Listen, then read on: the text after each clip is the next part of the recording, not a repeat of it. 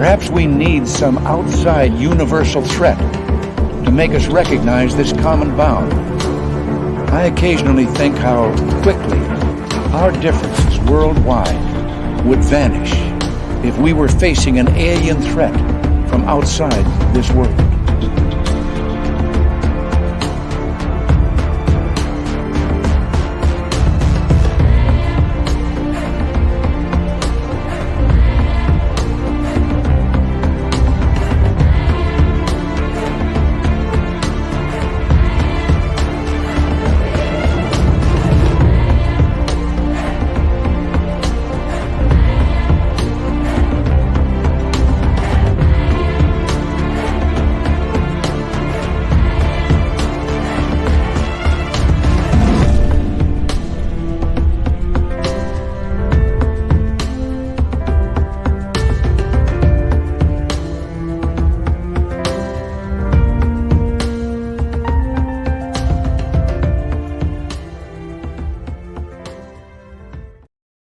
Good evening and welcome to a brand new week of Spaced Out Radio tonight. My name is Dave Scott. Very much appreciate you tuning us on in. Thank you for joining us. Sharon Delarose is going to join us about fairies in Ireland. But were they really fairies? We're going to find out here certainly very quickly. And Dirty Filth is here with another crazy cartoon from the boss. Maybe there will be a blob sighting as well. All right, let us say hello to each and every one of you coming into the chat room tonight. We have Race Fan in the gold medal position, SJ with the silver, and B taking home the bronze medal tonight. Hi, Michael Morris, Laura Lobbs, Tim Mothman, and Tim Mothman's goatee. Jennifer Patterson, thank you for coming on in. Hi, Robert Lamoth, and we've already met on Uranus. Yeah, I love that name. Abbott Hoffman has returned. Abbott will be signing autographs after the show. Line up to the left of the studio if you don't mind. To the left of the studio. Chris 716, Kathy Evans, Stephanie Kenny Blankenship, and Brown Dwarf. How y'all doing? Thank you for coming on in. Roy Boy and the lovely and talented Kira. Good to see you both. Cosmic Joe, good to have you back, my man. Hi there, Paramarv. Mike Arrington has returned. Mike Arrington will be signing autographs after the show as well. Line up to the right of the studio, if you don't mind, to the right of the studio. Les Paul Holland, strum away, my friend, strum away. Major Lee, good to see you, my friend. And Rough Rider, thanks for coming back in. And who else is here? Scrolling on down, T-Bone has returned. Where have you been, T-Bone? It's been almost like 2 weeks. Did you go on like a cruise or something? Christy Abels has returned as well. Look at that. Luscious Jules, JKGN. Good to see you. Hi, Noble Patrick. As we continue on with roll call, here's who's next. Doug Shelby is here. The Doug Shelby has arrived, which means we can officially start this show. John Milan, how are you? W. David Page, Vash the Impaler. Good to see you both. As we continue on with our roll call here. There's Operation Shutdown. Nice to see you. And Pam Harris, thank you for coming on in. Skip to Malou, good morning to you. Sensational Shelley, Kenna Chef Chris, Dizzy F. and Reed, how you doing? Nina Williams, good to see you back. And Major Lee, thank you for kicking off the Super Chat tonight. The Super Chat is a wonderful way to support what we do on this show on a nightly basis. So thank you, Major Lee. Let us continue on here and say hello to Ozzy Ange. And Aussie Rob, how's them ham hocks doing, buddy? I guess we're down to one ham hock now, huh? Yeah, just one. And the Terminator one. Oh, buddy, I miss you. I'm glad you're doing well. Glad you're doing well. Scrolling on down, Lucifer, how you doing? Paul Demon, welcome back. And there's Travis William Moostus, his Blue Lightning cards. Good to see you. And Algaray over on Twitch. Nice to see you. Little Cam as well. How you doing, buddy? Lisa Smith, thanks for coming on in. Foxy Joe, Johnny Yuma, and who else is here? Warden Dragon, how you doing? Kurt M, Digger Dog, Mac Geek, thank you all for coming on in. Sandra Kincaid, they sent me the wrong CPAP. They sent me an 11, not a 10. So, yeah, I found that out tonight. Catherine Pierce, welcome to SOR Chat. And who else is here? Ozzy, good to see you. Thomas Rock, thanks for coming on in. And number 17 in your program, starting at left wing from Stockholm, Sweden, Lars Jansson. And we welcome everybody in on the radio side of Spaced Out Radio tonight. Good to have you with us. Sharon Delarose is our guest as we're going to talk about fairies in Ireland. But then fairies, baby aliens. We're going to find out how coming up next. Continuing with roll call, W. Decker. Thank you for the lovely super chat, my man. Very much appreciate your love and support of Spaced Out Radio.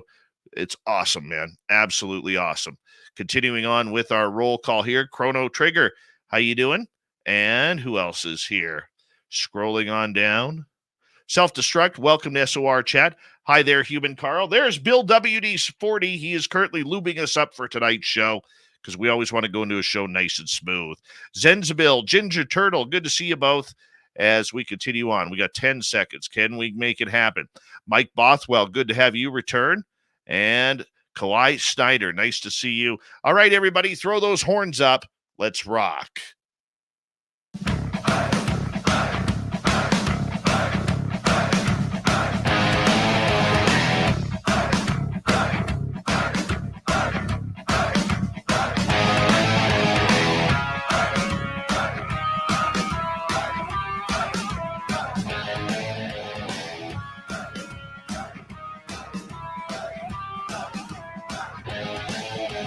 From the mountains of central British Columbia to you listening around the world, this, my friends, is Spaced Out Radio.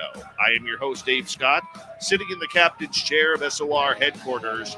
We welcome you to tonight's show on our terrestrial affiliates around North America, digitally on Odyssey Radio, TalkStream Live, and KPNL. All of our archives are free. Join us at youtube.com/Spaced Out Radio. Do old Davey the favor, hit that subscribe button. You can follow us on Twitter at Spaced Out Radio, Instagram at Spaced Out Radio Show, and on Patreon in the Space Travelers Club. Our website, spacedoutradio.com. We have a plethora of features for you. Rock out to Bumblefoot, read the news wire. Check out our swag as well. Tonight's show is brought to you by Chive Charities. Help make the world 10% happier by visiting Chive Charities today. You can find them on a website. That's ours. We're going to have a fun show tonight. Aliens in Ireland is a topic that's very close to Sharon Delarose, author, researcher, experiencer. Her website, if you want to check it out, SharonDelarose.com. We'll get to her momentarily. Then in hour number 3, Steve Stockton from Among the Missing has a new story for us tonight. And then right after that, Nicole Sakic fills in for Courtney Marcassani, as she needed a night off, for the UFO Report. Here we go. Let's fire this thing up. Investigative mythologist and UFO abductee Sharon Delarose undertook what became a mission to research and bring to light the true history of Fairies of Ireland, historically known as the Tuatha de Danann. There we go. Da Danann. Da Danann. Yeah. Just roll that one off your tongue about 15, 20 times. Well, anyways, these were flesh and blood like Nordic aliens that towered over humans and who share many traits with the Nordics flying the skies today that she believes are the same. Sharon traced their history around the globe to the Americas, the Holy Land, Egypt, India, and beyond. In addition to linking these Celtic gods to the Greek gods, Norse gods, Hindu gods, Native American benefactors, biblical angels, and tall whites, and today's Nordic aliens. Sharon believes that studying the extraterrestrial history throughout our ancestral legends is the key to understanding our extraterrestrial future, because according to all of the ancient prophecies, they will reveal themselves worldwide prior to the apocalypse during the rapture. All right, let's fire this thing up. Sharon Delarose, I'm excited to have you here. Thank you for being on Spaced Out Radio. How are you? I'm doing great, and I'm delighted to be here with you. All right. There's a lot of information just in your intro that I just read. I mean, you're an experiencer, you're an abductee, you're a researcher. You love these topics. They've been with you since childhood. How has this forged your life? How has the experience and being an experiencer made you who you are? It opens you psychically It opens you mentally. It opens you emotionally. Initially, when I was a kid, and they were coming to me, the Greys are the ones I remember the most vividly, and I was terrified. I had no idea what was going on. I grew up in the 60s when we didn't have internet, we didn't have cable TV, we didn't have computers. Nobody knew about the aliens. Nobody knew about the Greys. Nobody knew what was going on. And so you come up and you have these dreams as a little kid, and you wake up and you're just terrified, just absolutely terrified. And you think you just had a dream. And if you try to tell anybody, that's pretty much what they tell you. Oh, and so you just internalize it. But if it starts really early in childhood, it becomes your normal. You don't have any concept that your life is any different than anybody else's. It's your normal to dream about extraterrestrials, to wake up terrified, to have these bizarre dreams of doing puzzles and just weird dreams that just don't make any sense to you. And as the years progressed, I grew up during a major UFO flap in the mid-60s. It was in the Northeast, and several things, it had to do with the Pennsylvania crash. It had to do with a big blackout in the entire Northeast. A whole bunch of things happened in the 1960s, right where I was living. And that's how I came to realize, hey, this was real. I started finding out that all of this took place at the same time that other people were encountering them too. Like, wow, this is real. I didn't realize, well, I must have been in my 20s, maybe late 20s, maybe when I was doing it, this actually was All right. continuing to. Sharon, you're kind of breaking up there just a little bit. You're looking a little bit blurry all of a sudden, Oh, no. so we'll just try and make this through here, because I want people to get your message. It's a good message. You grew up in so just to paraphrase, you grew up during the UFO flap, Yes. around Pennsylvania and all of those weird, strange areas and Yes. everything that went along with that. How did that scope your mind? When is your first memory of having some sort of ET contact? I was a toddler. And I would wake up and I would have memories of what I called them the skeleton monster, and I found out in craze. And I have bizarre dreams that still don't make sense. But as I grew older, it turned strange dreams. So Sharon, I'm going to ask you to hold on right there, because you're starting off. It's weird because you start off beautifully and then your audio kind of goes into that hollow skipping every 4 words here. The minute you stop, everything goes back to normal. You look great. Oh, no. So let's just try something here for a quick second. I'm just going to get you to turn your camera off, so that way we can save some signal here for the time being. So if you turn it off. So just if you go down on your button down below and Real Stop Radio, cam? Yeah, let's try that out. And No, we'll do that's not. It's not connected to my audio. Yeah, but it's on the bandwidth, right? Okay. It's on the bandwidth. So we'll try this out here for just a moment, see if this works. So as a child, when you started having these incredible experiences with these creatures, did you know that they were ETs? Did you know they were aliens? What did you think they were? I thought I was just dreaming. I thought I was dreaming of monsters. I had no concept until I was an adult that they were extraterrestrial. No concept. Really? Okay. So were they scary to you? Were they nightmarish? Terrifying. Really? I would wake up and I would wake up frozen in my bed, feeling as if I had been drugged. My entire body felt bloated, as if I were 3 times bigger. If somebody had blown me up like a balloon, and my body was tingling, and yet I felt like a very heavy weight, as if I could just sink down into the bed. And my lips felt huge. My fingers felt like they were as big as hot dogs. And it took usually about a half an hour for that to even wear off. But I was just terrified. It just didn't make any sense to me. But I thought, okay, you're just dreaming.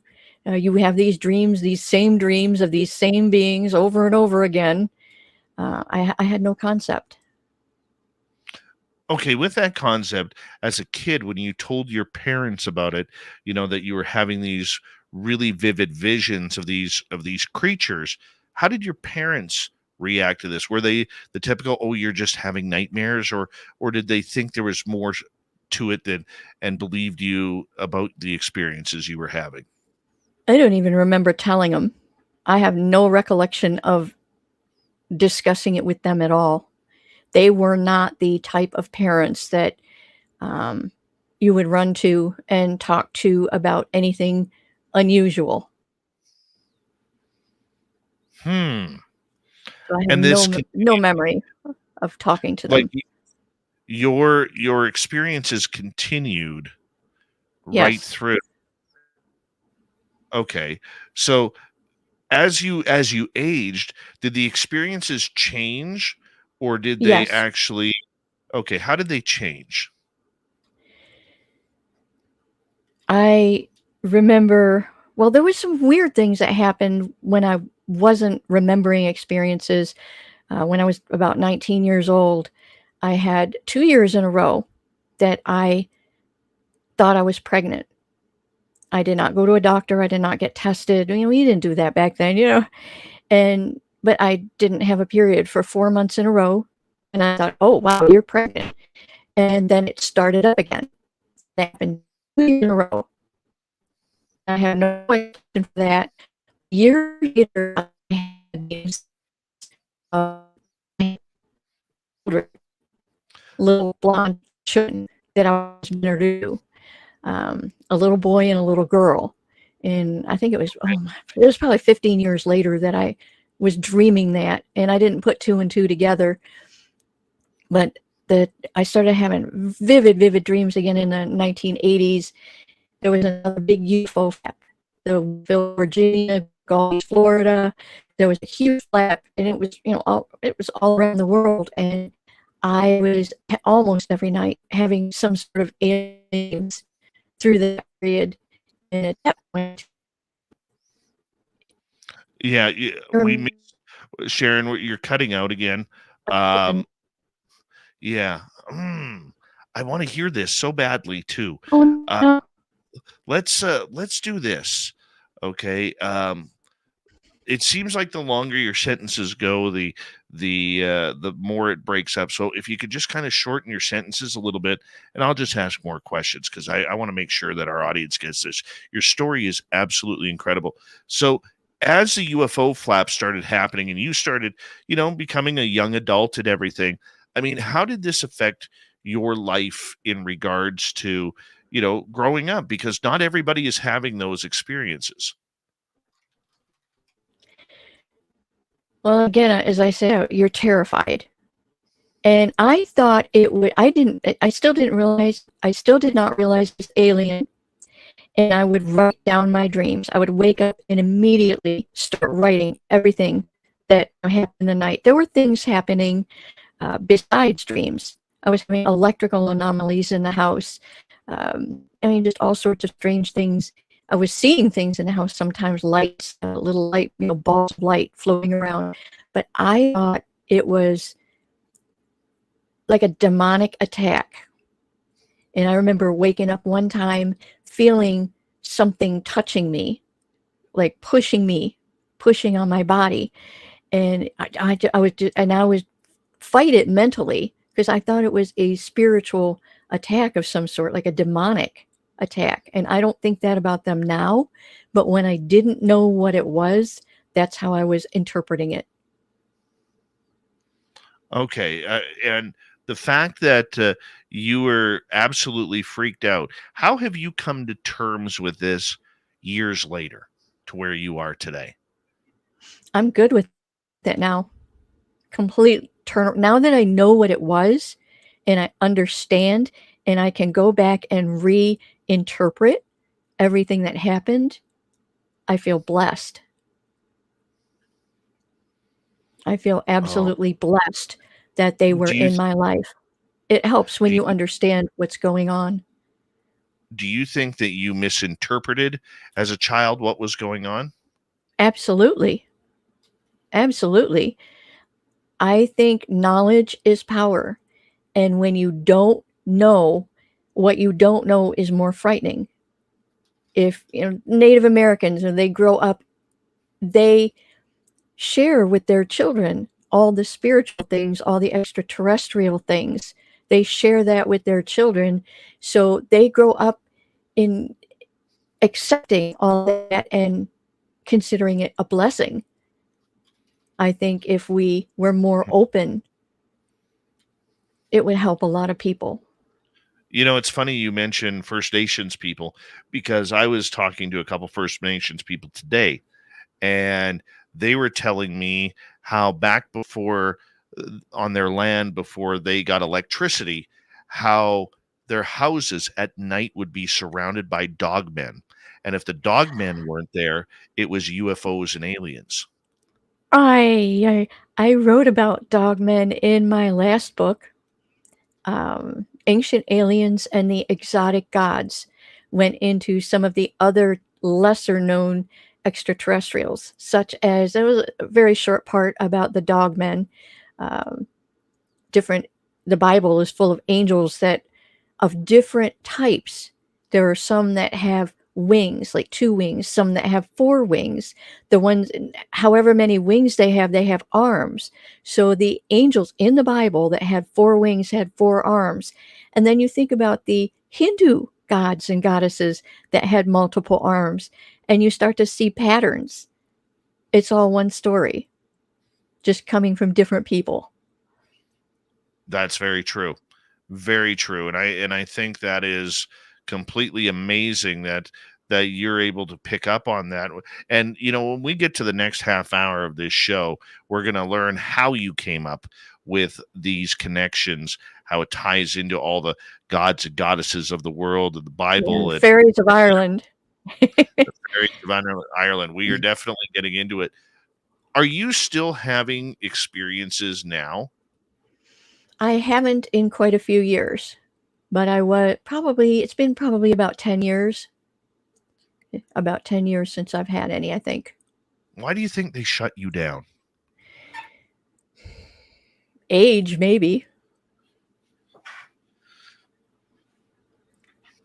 Really? You think it's that? I don't really know because I would welcome them. So I don't really know.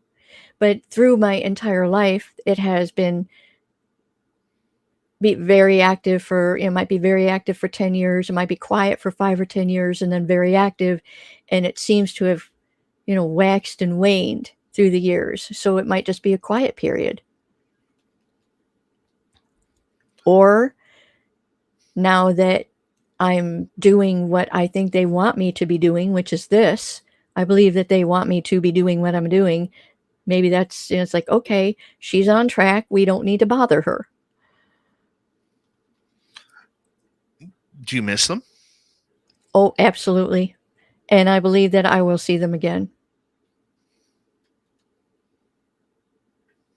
I would join them if I could. Do you think then that there is a purpose as to why they take us? That is, yes, I do. And that goes into the biblical rapture and the apocalyptic prophecies, not just the Bible, but the Hindu holy books, Native Americans, every person on, every group on earth had apocalypse, at the end of days prophecies. And it all comes into that. I think in some cases they're preparing people for it. They are also in the rapture in the Bible. People are going to be taken off of this planet and taken to a new earth. This is a biblical prophecy, taken to a new earth. They might be, there are also the Celtic gods that have the ability to change us to become like them. And I believe it's all tied together.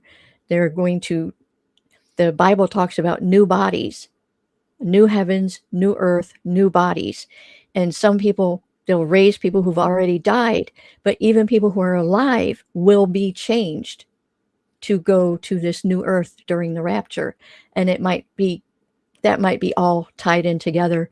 They might be creating new bodies to move our psyches into. That might be the purpose of the hybrid children. They had the ability to clone. The Fairies of Ireland were cloning people thousands of years ago. And that all, I think it all ties in together. They're preparing us. Sharon Delarose is our guest tonight on Spaced Out Radio. We have 3 minutes until we go to break at the bottom of the hour. What do you think they're preparing us for? As I said, I believe we're in the end times. All of the signs have started. And you've got the biblical prophecies, you've got the Hindu prophecies of the end of day. The Antichrist is here. That was one of the biggies. And nobody can deny that one. I mean, he's everywhere. Everybody's expecting a person to just come down out of the sky and I'm the Antichrist. But I think the Antichrist is a movement, and there are millions of people taking part, just ordinary people taking part in this movement, and they don't even realize it. I mean, everything, the war on Christmas, the war on Christianity. Christians are being attacked from every front. And that's what the Antichrist is. But the Hindu prophecies, they go into the decline of humanity. In the last stage of the Hindu, they call it the Kali age, humans will have lost 75% of their humanity, your decency. And if you look around, we're there. They also talk about we're in a mass extinction event. And this is in the news. They just don't talk about it. But you can look up mass extinction event, and we are in it. Bees are dying, butterflies are dying, the animals, they're dying, the big animal, the big cats, some of them are getting ready to go extinct. Humans are the only ones that are not getting ready to go extinct, but pretty much everything else is in trouble. The water is in trouble, our air is in trouble. We are in the last days. But the last days, it's not one day where you snap a finger and an asteroid comes. It's a long period of time. It's a long decline. And that, just like the 2012 Mayan prophecy, the end of the Mayan calendar in 2012, nothing really happened. So people say, oh, well, there must have been a mistake. There was no mistake. That might have been just saying, okay, we are in the last period. It could go for hundreds of years. It could go for 10, 20. It could go for 200, 300. Nobody knows. Well, as we come to a close, I will press you on the Mayan calendar. I don't believe that for a second. And let me explain why. When that was created, they were on the Gregorian calendar. We are on the current calendar. And people who made the prophecy of why it ended, well, that should have been 200 years from now if you add up the days. So the math didn't make sense on the Mayan calendar. So I agree that there's a lot of trouble going on this planet, but the Mayan one, I have to put my foot down on that one. I'm going to get you to hold on right there, because we are going to go to break here at the bottom of the hour. And Sharon Delarose is our guest tonight, UFO experiencer, ET experiencer, and she's got a number of books on her website regarding ancient aliens, Nordic aliens, and all sorts of good stuff at SharonDelarose.com. Highly suggest you go check it on out. We're in for a real treat tonight. What a beautiful speaker Sharon is, and we're going to continue this interview on Spaced Out Radio when we return, so stay tuned. Keep your tinfoil ready, because we're always about to rock. We'll be right back. All right, Sharon, we are clear. I'm going to get you to turn your camera back on for a second.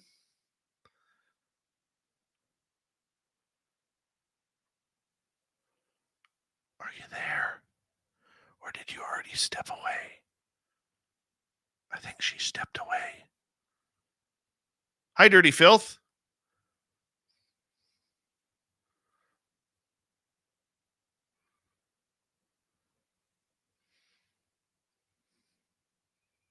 Oh, I got you on mute, or you're on mute still.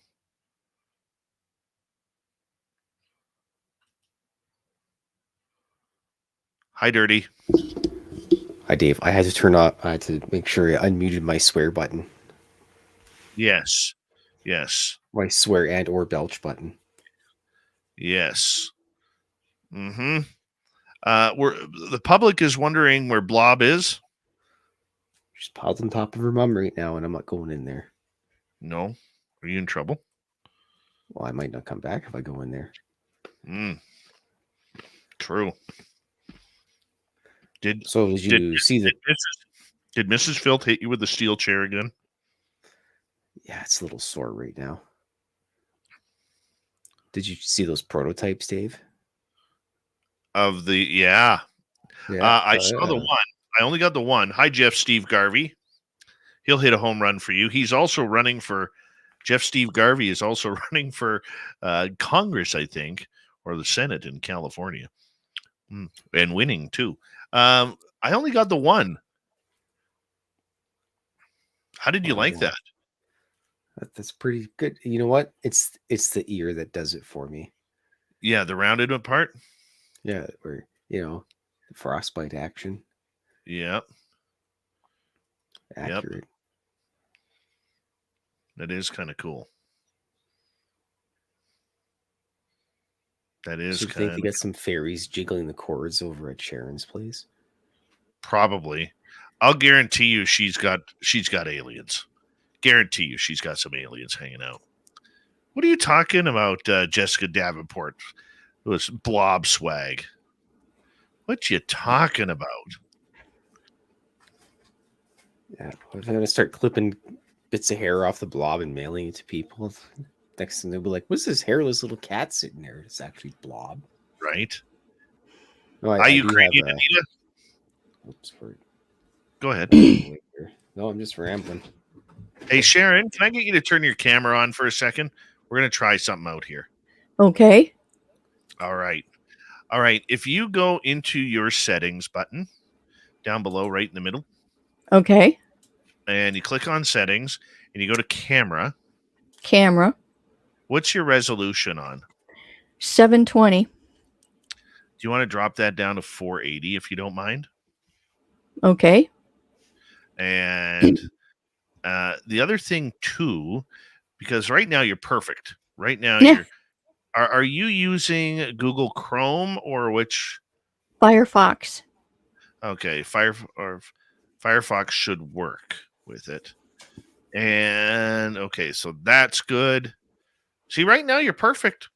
It's like the minute we go on air, all of a sudden, poop's gonna hit the fan. And I prefer using the word poop because poop is funny. So my audio with you right now is perfect. And it was perfect before we went on. Yes. Yeah, it's weird. Weird, man. Well, I have noticed that you break up too. Yeah. I've heard like skips. Yeah. We'll figure it out. We'll get it figured out. Yeah. Go from there.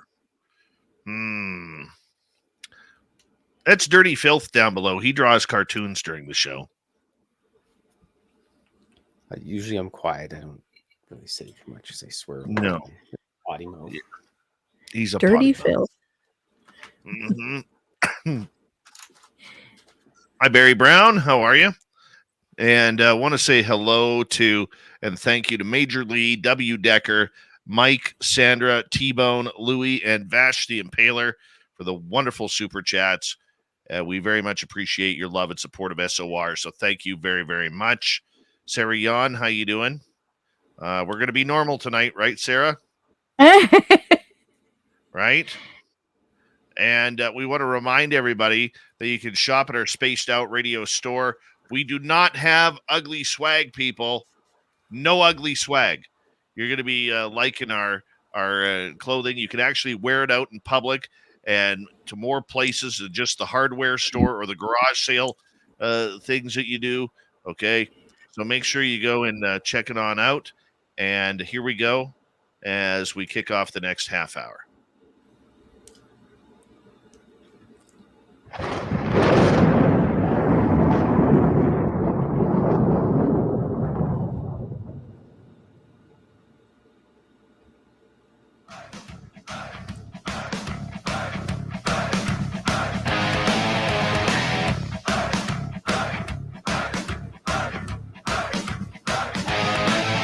Here we go with the second half hour of Spaced Out Radio tonight.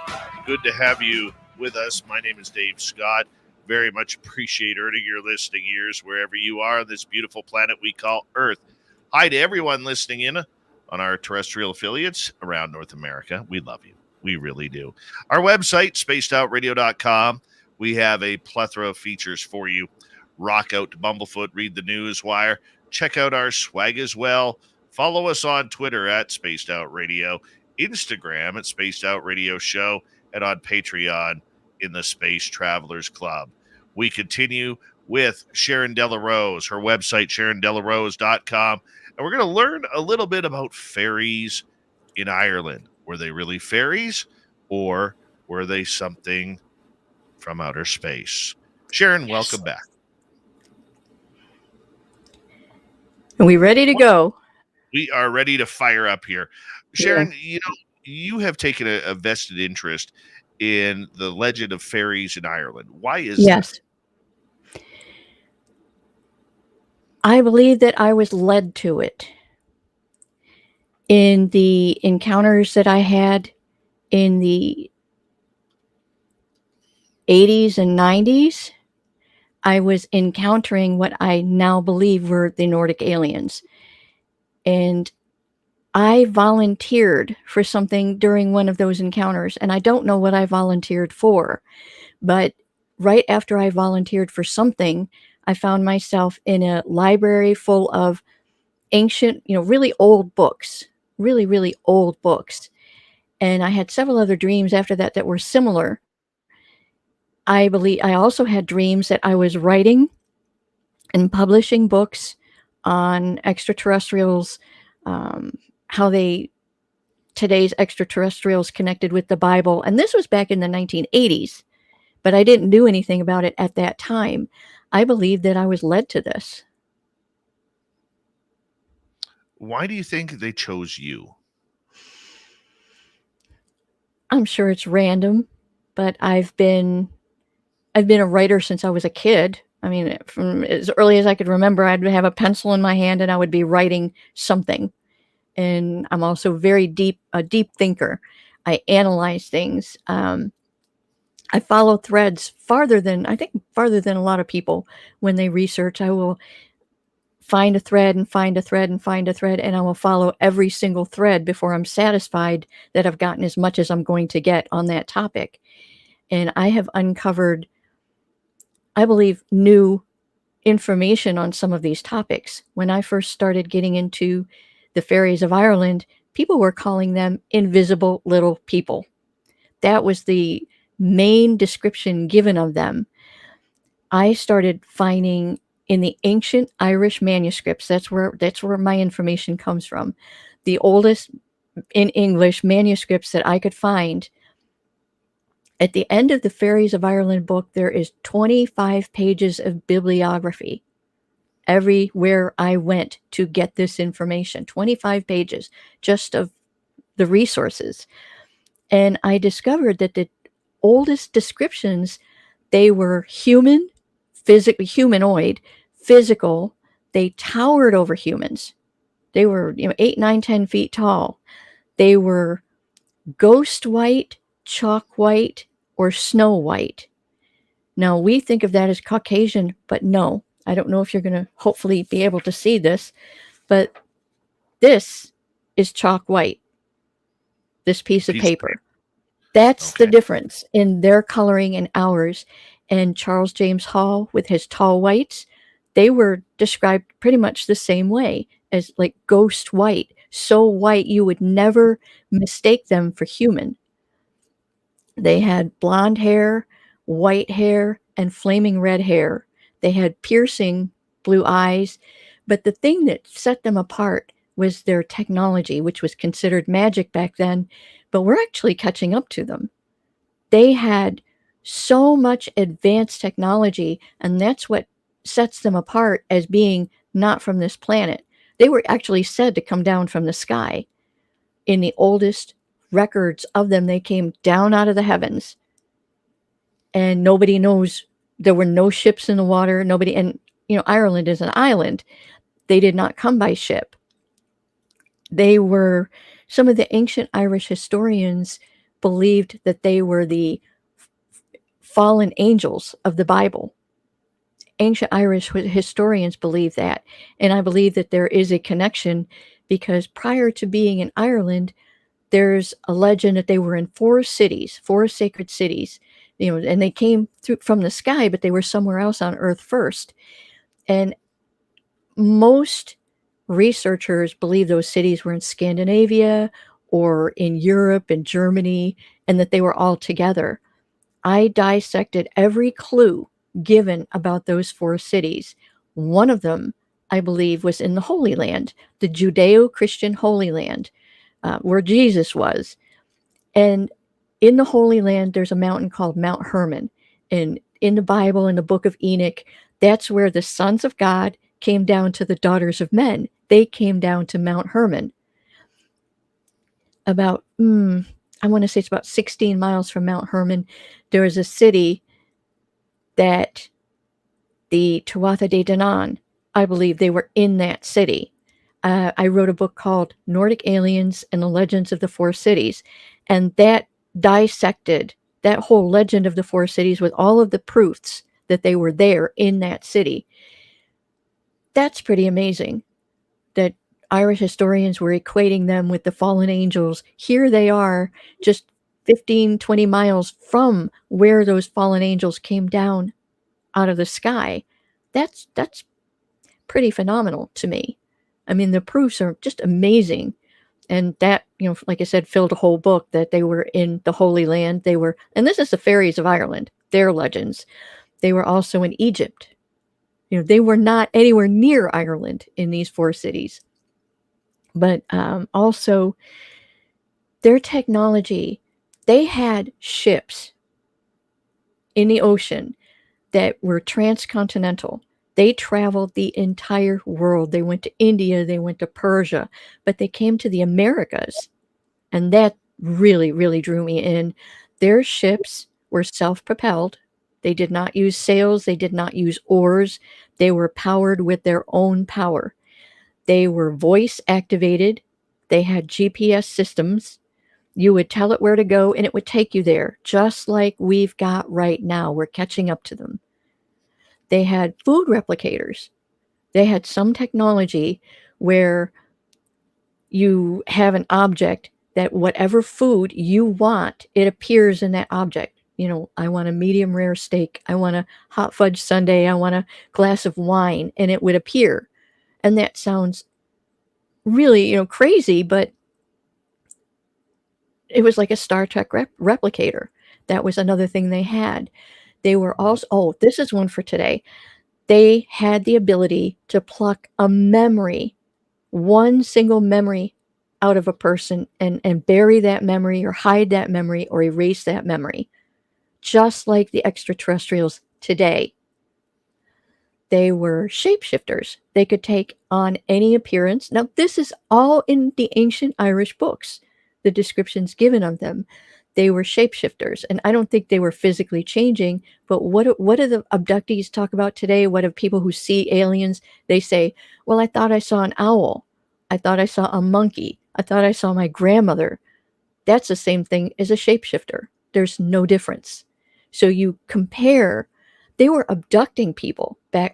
This is one of my favorite stories of them. I know you know about the 1954 Eisenhower Grenada Yes. Treaty, I where love story. supposedly we came to an agreement with, I don't know if it was the Greys or the Nordic, some alien species. We came to an agreement to allow them to abduct people. The fairies of Ireland, the Tuatha de Danann, were abducting people, but only after getting permission. This is in the old books. This is all in the old books. Now, the people they were abducting were usually queens, like, they would go to a king and they would challenge him to a game of chess. And they would, this one particular king, they played several games. And if you win, you get something really grand. And they were letting him win, and they were doing things for him. They cleared out a forest. They built a bridge over a bog. They did a bunch of things. So in the last game, they said, okay, whoever wins, that person names their prize. And it's like, oh, I'm going to get something really, really great. Okay, sure. So they play and they win. And he said, and he's expecting gold, silver, something. And they said, well, what do you want? They said, I want your wife. Your wife. There was nothing, and he made the bargain. There was nothing he could do to stop them, but they didn't take her then. They waited a year. They told him what day they were coming 1 year from today. On that day, 1 year later, he filled the castle, the palace, with guards and with an army. He filled it with people. He surrounded it with an army. He locked it down, every door, every window. Nobody was going to get in there to take his wife. So they're having this big party, they're eating and drinking, and then all of a sudden, this extraterrestrial, this Nordic alien, they were Nordic aliens, appears in the room that he and his wife and all these other people are in, and he is unable to move, he's unable to speak, he can't stop it, he's watching, and I don't know what was going on with all of the other people. Supposedly, they couldn't even see it happening. But this extraterrestrial puts his arm around his wife and floats her up in the air out through a window in the ceiling. That is the same as an abduction today. Identical. You're going into a room full of people. The other people either are unaware, or they're put to sleep, or they're frozen in some way, and you take one person out of the room. There is no difference. When you compare what they were doing then and what's going on right now, there's no difference. And it's all in the old ancient Irish books. I mean, it's there. I believe that studying this ancient history is key, because we act like we don't know these aliens. We don't know, why are they here? What do they want? What are they doing? And we're afraid of them because we don't know. But these ancient books told us everything about them, who they were, what they did for humanity. If they had not come, and they came all around the world under different names, the Greek gods were related to the Celtic, Irish, Tuatha de Danann. They were related, physically related. So were the Norse gods. I mean, they were all around the world under different names. They saved humanity from extinction, because at that time there was a race of giants, huge, just towering. They were 10, 15 feet tall. We found the bones. I've got another book on that. So does a lot of people have written books about the giants and the evidence that they existed. But they were killing us. They were hunting us as if we were prey, like we would hunt deer. They were eating us for dinner. They would have eradicated us if they hadn't come down, and they went to war with the giants. They cleared this planet of the giants for the most part. There were some left. They taught us how to protect ourselves from them. Some of the giants were allowed to stay if they were friendly, decent, if they could blend in with everybody. But they were protectors. They also taught us everything we know. We believe that we learned how to farm, we learned how to hunt, we learned how to fish, we taught ourselves medicine, we taught ourselves veterinary medicine. We didn't teach ourselves anything. Our ancestors told us. They told us in ancient Ireland, they told us in Greece, the Native Americans, all of them told us. They came down out of the sky and they taught us everything. Now, here's the thing: you get stories, especially out of Central and South, Central America, South America, of the gods wanting human sacrifices, and we think the Aztec gods and so forth. We have stories where those gods tried to stop us from human sacrifices. We were doing it, and they were trying to stop us, even in the places where we believed we were doing it in their name. It wasn't in their name, but there were stories about animals, dissecting an animal and reading the entrails. That's in Legend of the Four Cities. They were teaching us veterinary medicine. They were literally teaching, you teach a doctor today or a veterinarian, they have to dissect, a body to learn all about medicine. That's what they were teaching us. The whole thing about, animals and so forth, they were teaching us veterinary medicine. It was amazing. They taught us literally, they taught us how to read and write the Book of Enoch, the fallen angels, the ones that came down to the daughters of men. One of their sins was to teach us. And one of the fallen angels, his name was Penemu, I believe, and he taught us to read and write. That was a great sin. They weren't supposed to teach us anything, and they did. Their sin wasn't just in commingling with us, it was in teaching us. They taught us now this is in the Book of Enoch. They taught us meteorology, they taught us weapons, they taught us metallurgy, they taught us everything. We also have, we believe that they enslaved, people say, well, they enslaved us to build the pyramids or the cities or this or that. I have a theory for that too, after researching them around the world. Now, we raise our kids and we send them to school to teach them. They don't want to go to school. They don't want to learn. We force them to go to school and we force them to learn. I believe that's what that whole slavery thing was about. That you can't learn it without doing it. You can't learn how to build a house without actually apprenticing and building the house. The same with farming, the same with everything. I believe that that's what they did. They forced us to do those tasks, but not for their benefit, for ours, so that we could learn how to do it. And all of this is, throughout the whole series, and it shows you exactly what was written about those different things and why I believe that some of the interpretations have been incorrect, and point by point. Okay. And I'm loving what I'm hearing. I really am, because I think it is a solid, different outlook of. It's a very unique perspective that makes sense and has plausibility, and I think that is wonderful. But when I think of fairies, I don't think of 10-foot beings. I think of little beings, maybe about yay big, or the size of a baseball or smaller. Okay, that are floating around, changing colors and everything. I've seen fairies in my own yard. Okay, can they grow? Or they like Stretch Armstrong, where you could stretch them out into these giant sizes? Are they, or do they? Am I getting it right or wrong? I don't. You're not getting it wrong.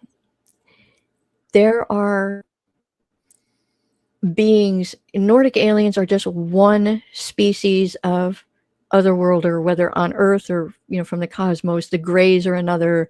There are we got the reptilians, but there were little people. That's real. That there were little people. The Native Americans encountered him. They talked about him.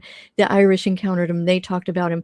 What happened is the legends got merged. The legends of several beings would get merged into one, just like the angels of the Bible. We think of the angels with the two wings, these beautiful, heavenly with the halo and everything. But there were so many different angels in the Bible. They were not all the same. You had some with 2 wings and some with 4, some with 2 arms, some with 4, some with multiple eyes. There were some, I believe there might have been some that were, I don't know if this was in the Bible, this was Native American, that were blue. But you have so many different beings, even in the Bible, and they were all called angels. But when actually, I think it's in the Bible and the Book of Enoch, combined. I have it in there. It shows you passage by, the book of Matthew, the book of this, the book of Enoch, the book of Daniel, and it shows you here's the passage that describes this being. So it's just, they merged. When the Christian monks went into Ireland, they considered everybody there to be pagans. And all of the beliefs, all of the stories, they could not get Christianity to take a foothold because the Irish were so in love with the Tuatha de Danann for everything they had done for them. They loved their gods and goddesses. And Christianity had to find a way to remove that. So they combined history, they erased history, they merged the history of some of these pagan gods and goddesses with Christian saints. I've showed this, all of the passages where this was done, the historians that said, this was actually done. So sometimes you have a Christian saint that's credited with doing a marvel, but that marvel was actually done by a Celtic god or goddess. They actually merged history. They changed the entire timeline of Ireland. Now this was noble. This was a noble endeavor. They wanted the history of the entire world. They wanted to match it to the Bible. They would take the history, say in Ireland, and they would try to put a timeline to match the Bible, but they got it wrong. They just assumed that the Bible is local history. It does not cover Native Americans. It doesn't cover the Americas at all. It doesn't cover Australia. It doesn't cover China. It doesn't cover the Greek gods and the Celtic gods and the Hindu gods that all existed. Their history is not in the Bible, except you might get a sentence here or there, foreign gods, pagan gods, false gods. But all of this history, so the Bible is local history, but the monks were trying to fit the history of the entire world. So they altered history to try to make it match. They altered external history to try, and all of this is in the Fairies of Ireland, the book. Nordic Aliens and the Fairies of Ireland is 512 pages long in paperback. That one out of the 14, just a one book, 512 pages in paperback. That and their history is in some of the other books as well, such as Legend of the Four Cities. I want to say it's Lost Kingdoms of the Americas shows that they came to the Americas.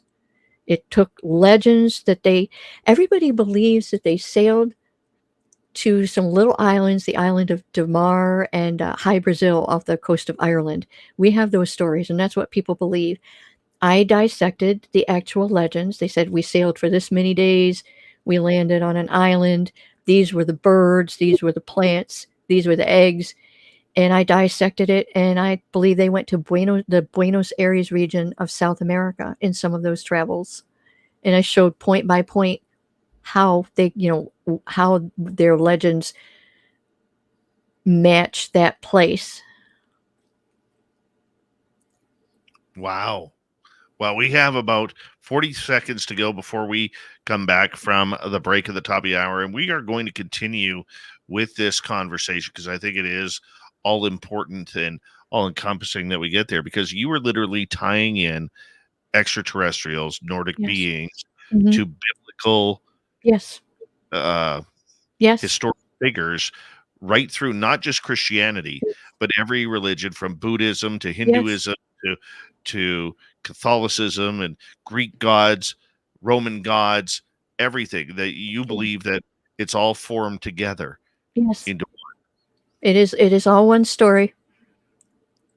All one story. There is no disconnect. And you can believe in one without, you can believe in both without being wrong. Right on.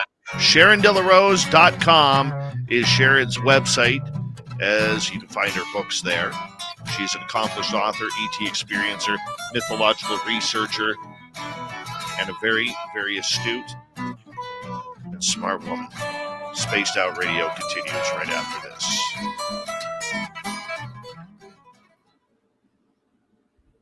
We are clear. I'm going to take a little break here, and we're going to turn things over to Dirty Filth as he continues to draw. He's going to remember to turn his microphone on. Hi, Jerry Carter. How you doing? And there's Dirty. Now Dave can go let the werewolves outside. He's actually got 2 dog men and a Sasquatch. 1 second here, I have to sneeze.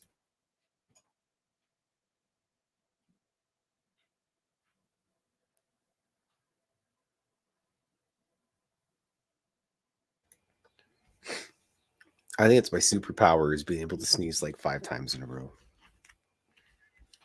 All right. I have some artwork up here. Anyways, I hope everyone's having a good night. I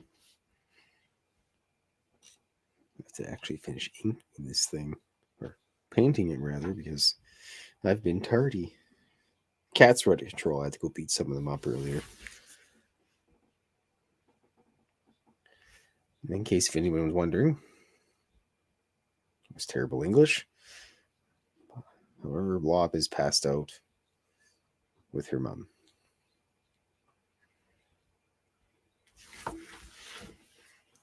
There's much drool ensuing.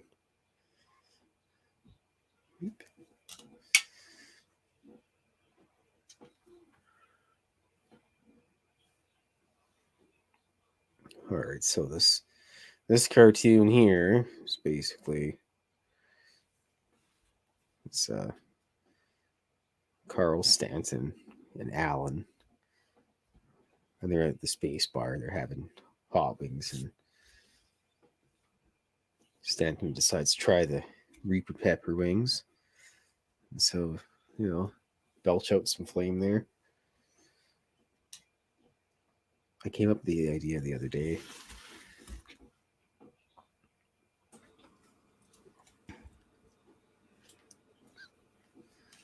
So my pal was having some chicken wings with me. I shared my Reaper powder with him, and he just had a little taste. If you're listening, Mark, I apologize. He burnt up pretty bad. He'll probably never taste anything the same ever again. So I nuked my friend with Reaper pepper powder.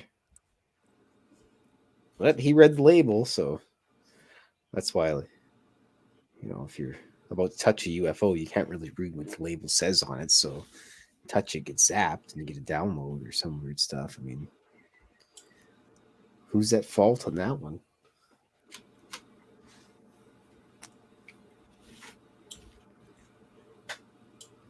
I don't know. I'm not a lawyer. This is the best part of the entire drawing when it gets down to the inking. It's the tear coming out of this poor guy's eyeball. Oops. These pens they've had better days.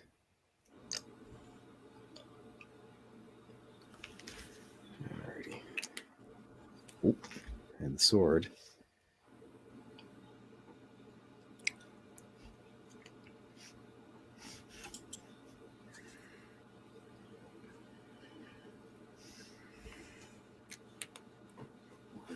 Just put ready for inking.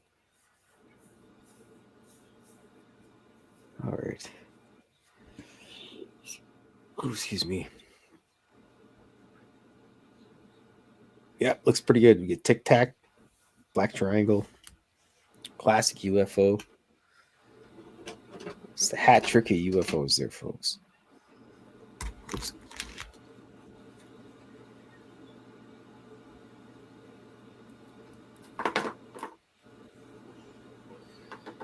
Let's start with the old 0.6.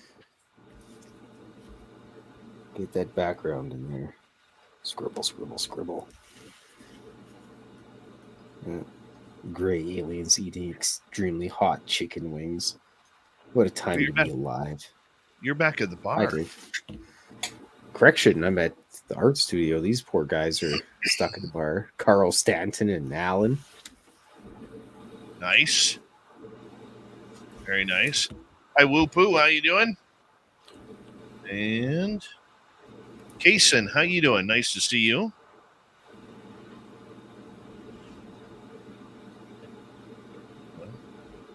Yes, we are working on blob merch as we speak, people.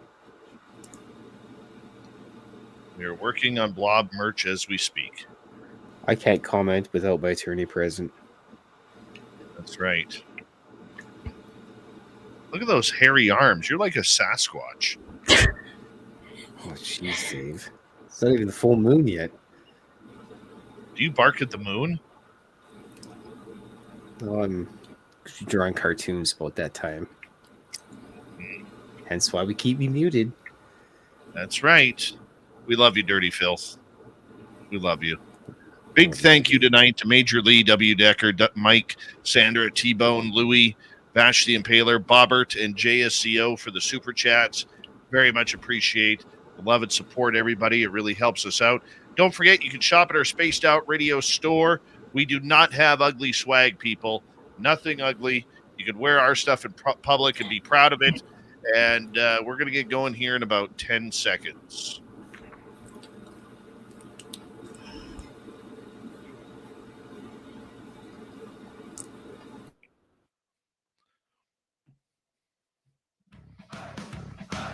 You're listening to Spaced Out Radio with Dave Scott. Follow Dave on Twitter at Spaced Out Radio and on Facebook, Spaced Out Radio Show. Here we go with hour number 2 of Spaced Out Radio tonight. Good to have you with us. My name is Dave Scott. Very much appreciate earning your listening ears wherever you are on this beautiful planet we call Earth. Hi to everyone listening in on our terrestrial affiliates around North America, digitally on Odyssey Radio, TalkStream Live, and KPNL. All of our archives are free. Join us at youtube.com/Spaced Out Radio. Do me the favor, hit that subscribe button. The Desert Clam has set the password for tonight in the SOR Space Travelers Club. And what do you got for us tonight, Clam? Longoria. Longoria is your password.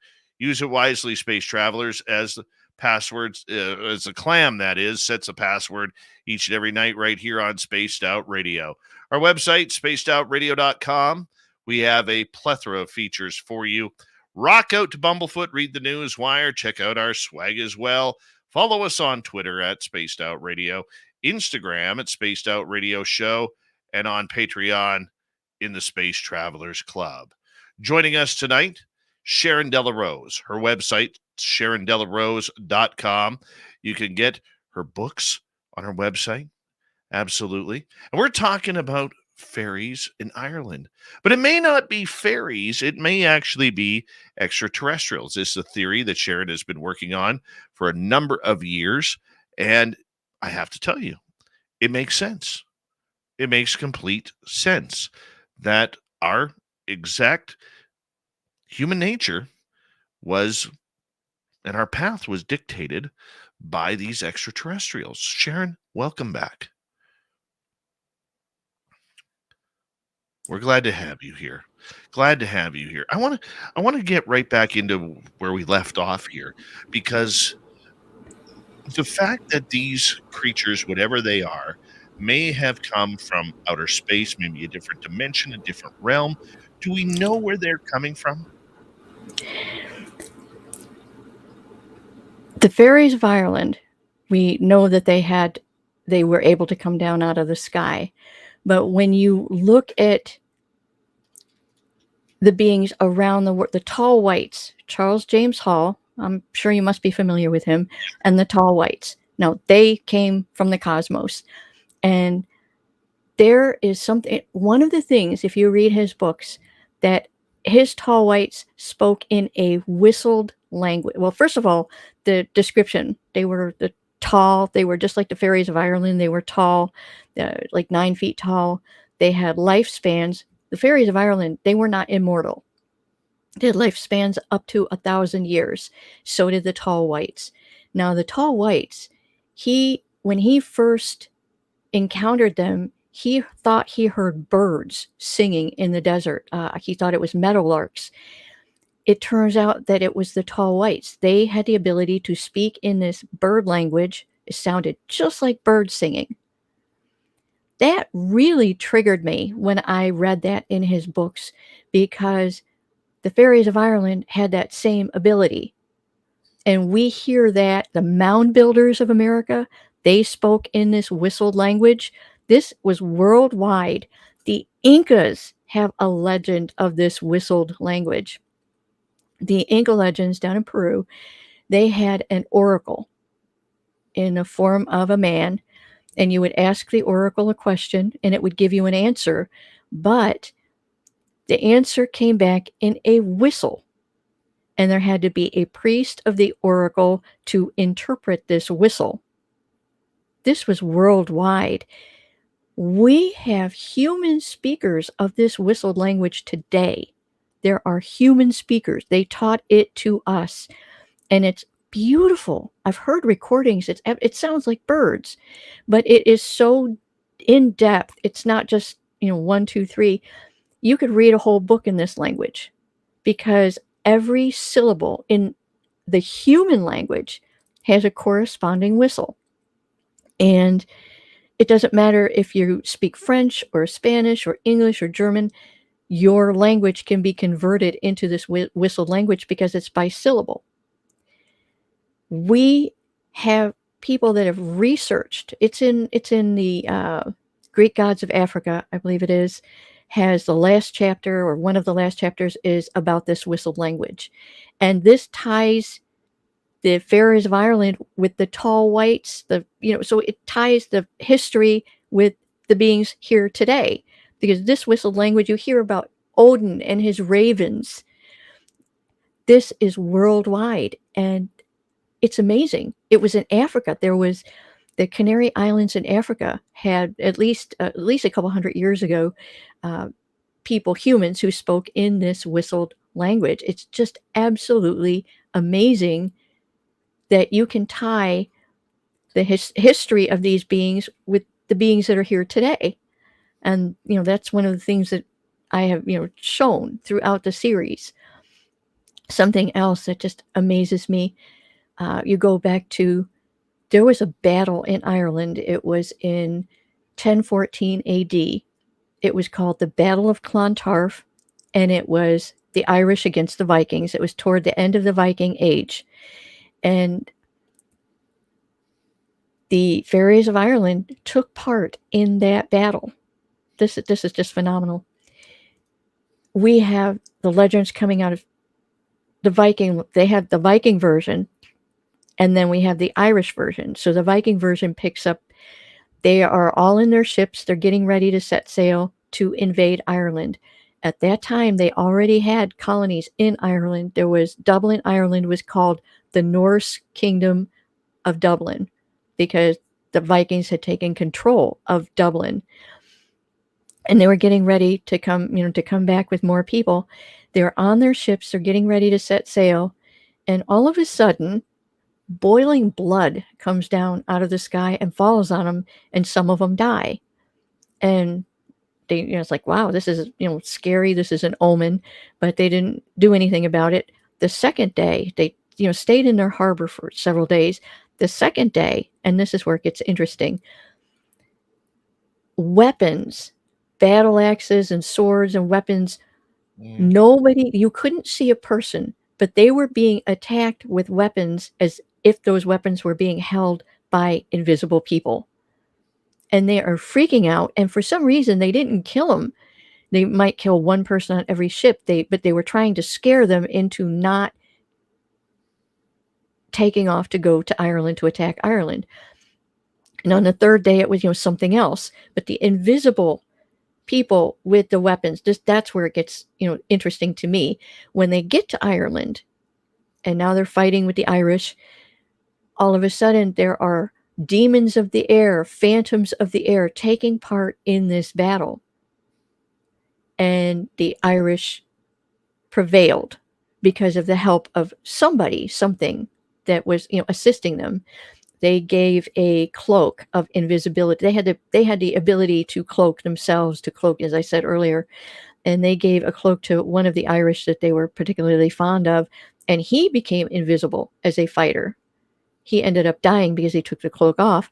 But this is where it gets interesting, because there is a corresponding legend. Cherokee Indians had an almost identical legend where they had a village called Niquazi, and there were some invaders. They were coming through. They were just ripping through all the villages. They were destroying everything in their path. And they were getting close to this village of Niquazi. And, they were preparing, and they finally get there, and they're fighting. And the Cherokees, they're losing. It doesn't identify who's attacking them, but whoever they were winning. All of a sudden, this Indian comes out of nowhere, and they thought he was a Cherokee from far away. And he said, "Look, I want you guys to back off. Take your people to safety. I'm going to take care of these invaders. I am going to protect you from these invaders." And for some reason, they believed him, and they backed off. The next thing they knew, a whole army of what looked like ordinary Cherokee Indians come out of a mound, out of a doorway in a mound that they didn't know was there. And they fought off these attackers. But the minute they came out of that mound, they became invisible. You could see them, and then all of a sudden they became invisible. And all you could see was their weapons. They had battle axes, and you could see these and so they were winning because they were invisible. Their arrows, the invaders, they started running. They were hiding behind trees. They were hiding behind rocks, thinking they could, protect themselves from the arrows. But the arrows were like guided missiles, and they would go right around the tree and get them anyway. This is the same story. The Clontarf in Ireland, the Cherokee Indians, it's the same story. It's the same beings. It's amazing. It's just phenomenal. They were known as the Nunnehi. The Cherokees called them the Nunnehi. And it was a supernatural race that they were protectors of the Cherokee. They helped them. Now here's the thing, and you say, well, why didn't they protect them? Why did the Indians lose to the Europeans? Why didn't they protect them then? You've got to ask that question. They aren't here to protect us from each other. They aren't here to live our lives, for us. And for us, that's what free.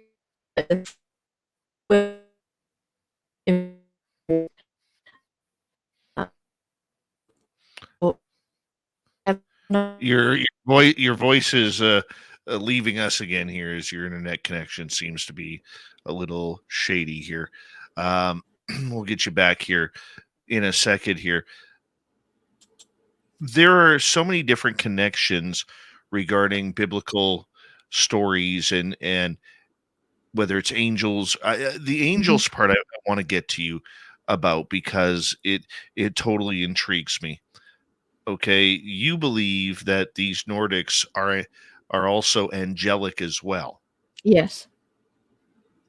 How do you- Absolutely. How do you put that together without it sounding like the Nordics are actually godly? Well, the angels aren't God. It's sort of like the Star Trek universe. You have multiple species on a starship, going around the galaxy, the universe. It's very similar to that. You have God, and God is basically he is an invisible being. We don't really have a lot of descriptions of God, but the angels were under him. This was a separate race of beings from God, and they assisted him. I mean, they work with him, they work for him. It's all related, but God is not the same as the angels. And the angels, now, the biblical, I want to say it's in the book of Enoch. And the book of Enoch is in some Bibles. It is canon in some Bibles. Most of them it's not in, but there are Bibles, Eastern Orthodox religions or something, that included the book of Enoch. And the book of Enoch described the sons of God who came down as giants, great giants that looked like us, but they were giants. This is the same. The Nordic aliens were considered giants. They towered over us. There is no disconnect in that regard. But the technology, a lot of the technology described in the Bible, we have those same stories coming out of Ireland and coming out of Greece and coming out of all these other places, like the parting of the Red Sea. There's an ancient story out of Ireland almost identical to that, the parting of the Red Sea. Jesus had the ability to walk on water. We have those same legends. We have them out of South America. We have them out of Ireland. All of these quote unquote pagan gods who were very likely just, now they may have been the fallen angels. That I'm not clear on, because we have the watchers who were only supposed to watch. They were not supposed to get involved with us. And a group of them broke away and did get involved with us. Then those were considered the fallen angels. It is very possible that all of these Nordics were part of that or came, joined that group later. I don't know for sure on that one. I'm not totally clear on the differentiation there, but the technology, everything, they could raise the dead. The Tuatha de Danann, they had the ability to raise the dead. So did Jesus. So did the apostles. He taught his apostles, this is in the Bible, he taught his apostles to raise the dead, to heal the sick. It's the same technology. He had one time, he was on a mount, and he was, had thousands of people around him, and it was time to eat, dinner time, and he had the loaves of bread and the fish, and he only had a few. And he handed them out and passed them around and would say, take what you want and pass it around. And it fed everybody. This few loaves of bread. And this is amazing. That may have been the same as I told you about the technology, the food replicator technology. The ancient Irish also had legends of, you would have a bin of grain that would replenish itself. It would never run out because they provided it. The fairies of Ireland would gift it to somebody that they were particularly fond of. This is the same technology. It's just point by point by point. And I've gone through and shown point by point by point. The rapture, as described in the Bible, and the word rapture is not used, by the way. They call it everything but. I don't know how we came up with it. I think it's in some other versions, maybe another language, but they say that two people will be in a bed. One will be taken, the other will be left behind. Two people will be working in a field. One will be taken, the other will be left behind. Two people will be grinding in a mill. One will be taken, the other will be left behind. That's just like an alien abduction today. They pluck somebody out of the bed. There's somebody sleeping right next to him in the bed. It's the same thing. The other thing the Bible talks about, oh my God, this is amazing to me. At the end of days and the whole, when you get to the rapture, when you get to the, second coming, a ship is going to come down out of heaven, out of the sky. Heaven is the sky. That's all that really refers to. It is called New Jerusalem. And they've given the dimensions of this ship. When you convert that into, square feet, if it was over the United States, it would cover about 2/3 of the continental United States. That's how big this ship is that the Bible talks about coming. That's a mothership. I mean, if you're in the middle and you're looking up, you won't even see the sky. It's phenomenal. It's just phenomenal. It's all one story. There is no disconnect. At what point, I know you said earlier that you believe we are in the final days. And that's scary for a lot of people to think about. Okay. And we do our best as humans to tune things out that are scary to us. Yeah. Are we at the start of the final days, or are we in the midst, or what do you think is going on? What is the timeline according to Sharon Delarose?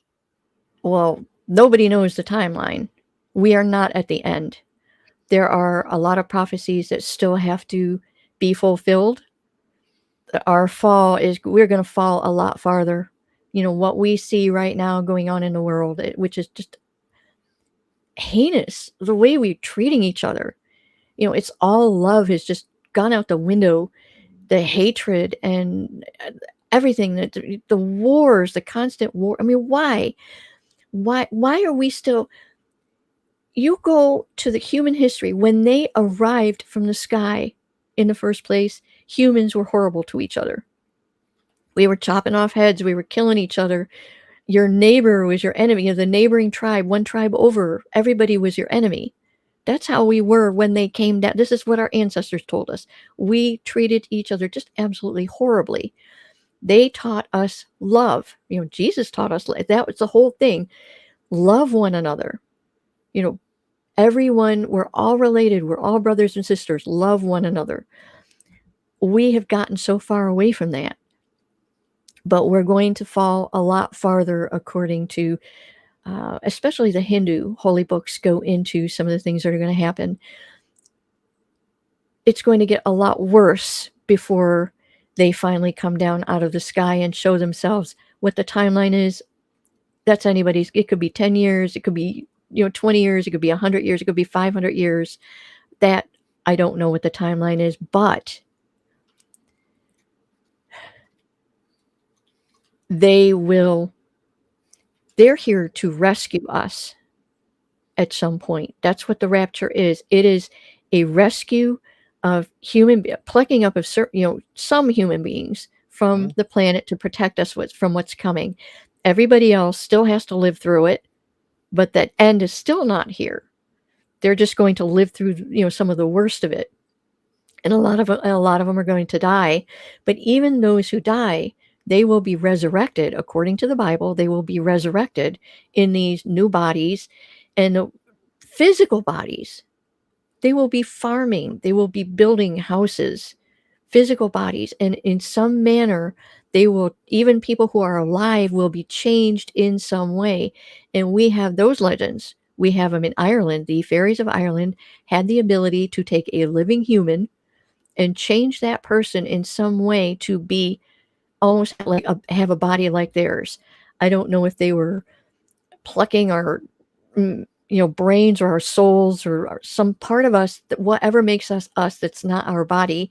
I don't know if they had the ability to move it into a new body. We're trying to do that now, and they were cloning people. So in some way, it's the same story. We have Native American legends just like that, where the extraterrestrials somehow would take a person and change that person's body, that physical body, and yet it was still the same person. So even those who aren't still alive at the time will be resurrected in whatever form they are, whether it's the dust or whether they're buried, it doesn't matter. And some people will be taken to a really good place, a new Earth. No, whether new Earth is on another planet or whether it's our planet terraformed. They've terraformed our planet to make it habitable several times. They did it after Noah's flood. And there are several other instances. Native American legends are beautiful on this. And the South American, the Central American, they talked about terraforming. And they described it very, very vividly. And when you compare it to the biblical Genesis, which I did, it sounds like it's the exact same story. It wasn't creation.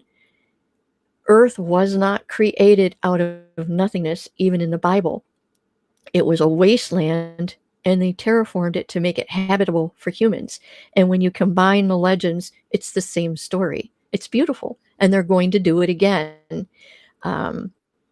So some of us will be brought back to Earth. Some of us might be taken to another planet. But we will live on, and some of us will live on without dying first. They've done that too. I want to say it's Elijah might have been one of them. There were several people in the Bible that did not die. They were taken up by the extraterrestrials to live with the extraterrestrials, and they are still there. All right. Sharon, I'm going to cut you off right there because we have a final half hour on Spaced Out Radio with Sharon Delarose right after this. Aliens and biblical prophecy It's an interesting topic, don't you think? We'll be right back, and we'll take audience questions as well on Spaced Out Radio. Second half of the show is next. There we go. What do you got for us there, Dirtith? Let's see. The humans call it Reaper Pepper. That's very nice. Looks spicy. Hey, Filth. Hi. Did you draw another one just like this the other day? That was pencil crayon on a little tiny piece of paper. Oh, okay. Because I thought I was having a deja vu moment. No. Actually, no, I don't have it. I gave it to the old guy that was gammon away on the VLT. But I had to do it because someone was mentioning, what are you sprinkling on your chicken wings? Some Reaper powder. You know what I have at home? You know what my friend gave me? A bag of Carolina Reaper popcorn. Really? Yeah, apparently this stuff is so powerful, you literally have to wash out your microwave afterwards because it has the Carolina Reaper smell all over it. Residue? Residue, thank you. Residue is such a good word. It's not used enough. I know a lot of good words, Dave. Residue. Yeah. After the show, everybody talks about Filthy's residue. Oh, boy. Kira sent me some ghost pepper sauce, too. I haven't cracked it open yet. Make sure you wash your hands. Oh, you have to. You have to. I got so many bottles of hot sauce going right now. I think there's about 6 in my fridge. And I have this one bottle that I'm only brave enough to open it like about once every like 3 months, 4 months. Oh, Anita says, how about a plethora of residues? Plethoras. Yes, a plethora of residues. That's your new band name, The Residue. Yeah. Bob Perkins and the Residues. Bob Perkins, Bobbert Perkins and the Residues, yes. Holy. We're out of control, I tell you, Dave. Uh-huh. The gremlin decided to show up for a little while here. Yeah? He was getting in there. He's an orange cat, so you have to let him slide a little bit. Mm-hmm. Yeah. Orange cats have a little bit of psycho in them. Yeah, I think he missed a lot of brain cells, but he's a good boy. Mm-hmm. Hey, I want to remind everybody that you can join us in Reno, Nevada for the 3rd annual SOR fan party, May 10th through 12th at the Silver Legacy Casino and Resort. We want to see you all there because we do this for you. VIP tickets can be reserved at info@spacedoutradio.com. info@spacedoutradio.com. We have a great list of people who are coming. Here's a few: Science Bob and Lala Bright, Jim Goodall, Lee Strauss, Jackie Harmon, Geraldine Orozco, Lorian Fenton, Melinda Leslie, Merle is going to be there. And who else? Carter Bouchard, another one. And many others are all coming to see you, hang out with you, go for dinner with you, breakfast with you, have a drink with you, talk all about the woo. So make sure you go sign up at info@spacedoutradio.com. info@spacedoutradio.com. We want to see you all there. We would appreciate it. All right. Bring us back in here. There we are. Hi, Sharon. Hi. Good to have you here. Good to have Good you to be here. Thank you. Mm-hmm. We got about 90 seconds. Thanks for letting me draw a cartoon. We should talk about the perio. The what? Pardon me. What? We should talk about what? Oh, the Perioichi and Fuzang and the tall whites All in right. North America. Well, That's a good one. all right. Unless we're you gonna have say, a preference to go in a different. we'll just take it by ear. Hold on. Here we go.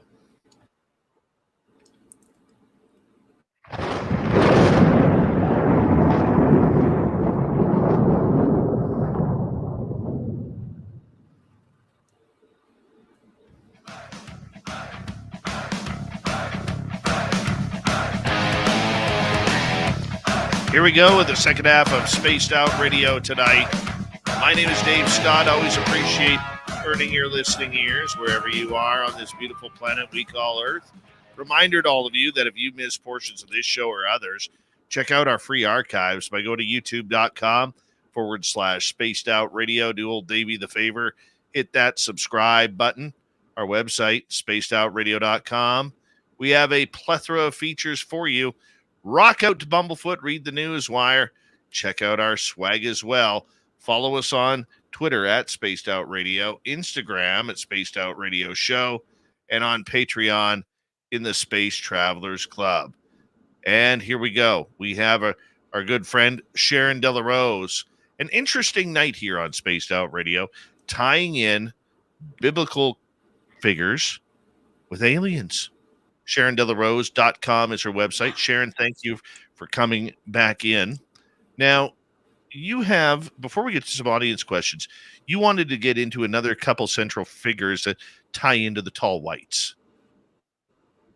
Yes. In 150 BC, there's a map of the world. It's a globe called the Crates of Malice Globe. And he showed 4 continents. The North American continent, he labeled it Perioichi.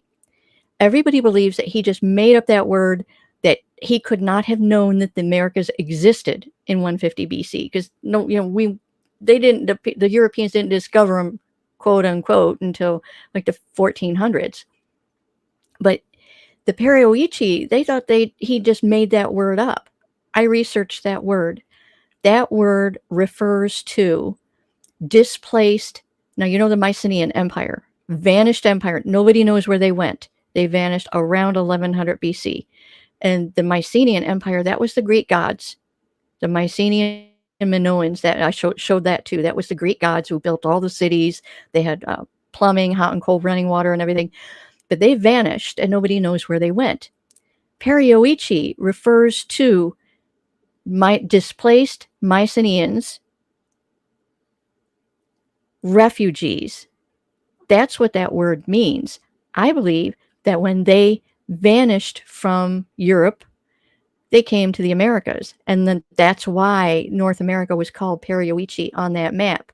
But in 499 AD, the Chinese set out to find what they considered to be their fairyland in some of their legends.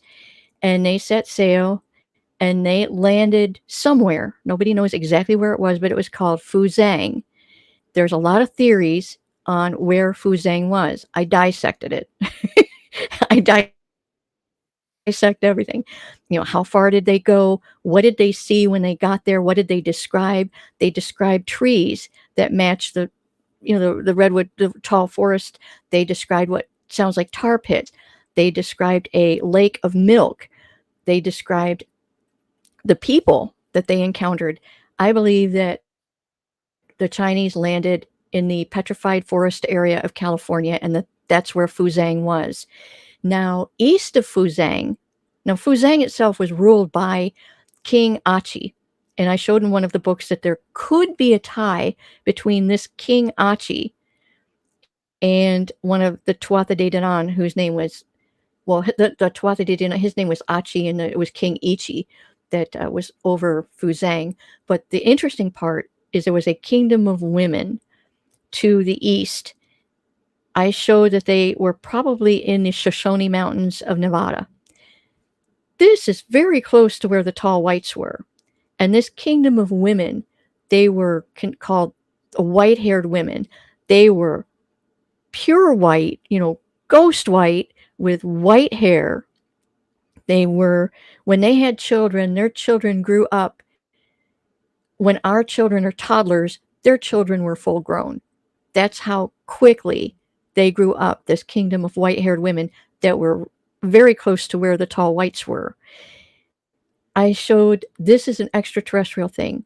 The fairies of Ireland, their children grew up the same, as just as fast. We have the same stories out of India, where the gods of India, when they produced children, even if the children were hybrids with humans, they would be adults in just a few years. We have this story. It's all over the world from everybody. But it was right where the tall whites are, very close, 150 miles or so. At the same time, in that same area, there was, and I have this in Age of Giants or Lost City, Age of Giants, Ancient Aliens and Age of Giants goes into the discovery of this underground city. And it's also in that same area where the tall whites were. This underground city had a museum. It was abandoned at the time. There were giant mummies found there. There was gold. Oh my God, there was more gold than the U.S. Mint. There was a museum with extinct animals like the woolly mammoth and so forth. There were Masonic symbols, what were interpreted as Masonic symbols. There was a cook stove that was powered with something, a cook stove. This is incredible. When this story became public about this underground city, it was a gold miner who, as far as I know, was the first one to start talking about it, because he would disappear into the mountains, into the Panamint Mountains, and he would come out with gold, and everybody wanted to know where he was getting his gold from. His name was Death Valley Scotty. Once this story became public, the government started buying up the land all around where this ancient city, this underground city, is reputed to be. And now there are military installations all around there. So you and I can't get to it. So there's something to that story. At the same time, now the fairies of Ireland were said at the end of their time physically on the surface of Ireland, they went underground. They had underground cities, subterranean cities. They had them the whole time they were living there. They went underground. We're finding these underground cities all around the world. Greek legends speak of an underworld, an underground world. Native Americans have this underground world. The Norse legends, Odin and Thor, they talk about this underground world. All that was cities, the underground cities that we're finding today. And some of these cities we found some in Turkey. We found them everywhere. Big enough to house tens of thousands of people, along with their animals and all of their supplies. It's just amazing. I mean, it's all one story, but just everything that went, in that same area of the tall whites. You've got the kingdom of Fuzang that was from 499 AD and the white-haired women. It's incredible. It's incredible. You tie all the threads together. Let's get to some audience questions here, because I want to get them involved as well. Okay. And this starts with Sovereign here, who is asking, can you please clarify about the connection between High Brazil and the current Brazil? Are the subterranean crystal beds under Brazil the reason they chose that land? High Brazil is an island a small island off the coast of Ireland. Whether it's really odd that it has the same name as Brazil, because everybody believes that the fairies of Ireland traveled to High Brazil, this little bitty island I showed in the books, and I explained to you guys that they were traveling to South America, actually the Buenos Aires region in some of those, but they were also they were on the West Coast, they were on the East, they were throughout the entire Americas. So I don't know if the two Brazils, if that's why they share a name. I'm not familiar with the crystal beds under Brazil. I don't know anything about that. But they didn't specifically choose a land. They came everywhere. They were planet wide. There's no place they didn't go. All right, let's move on to another question from our audience for you. And we're going to have Mike Rivers come in. How far back in history does this go? Well, this is a big word. The Fairies of Ireland, if you go by archaeology of the structures they left behind, because they left physical evidence, they left, physical structures. The oldest one I'm aware of was 5620 BC for the Fairies of Ireland, but we have stories that predate the Fairies of Ireland. And of course, if you go to archaeology, you're going back, what is it? I think the oldest known structure we think is 10,000 years old, but human history goes back millions of years. And the stories of the beings that came down out of the sky go at least as far back, at least 200,000 years ago, because that's the point in time where Homo sapiens were created, where we were unchanged. Here's interesting. Unchanged for millions of years. We were like apes for millions of years in human evolution until they came down out of the sky and started diddling with our DNA. I've got that in one of the books. And they diddled.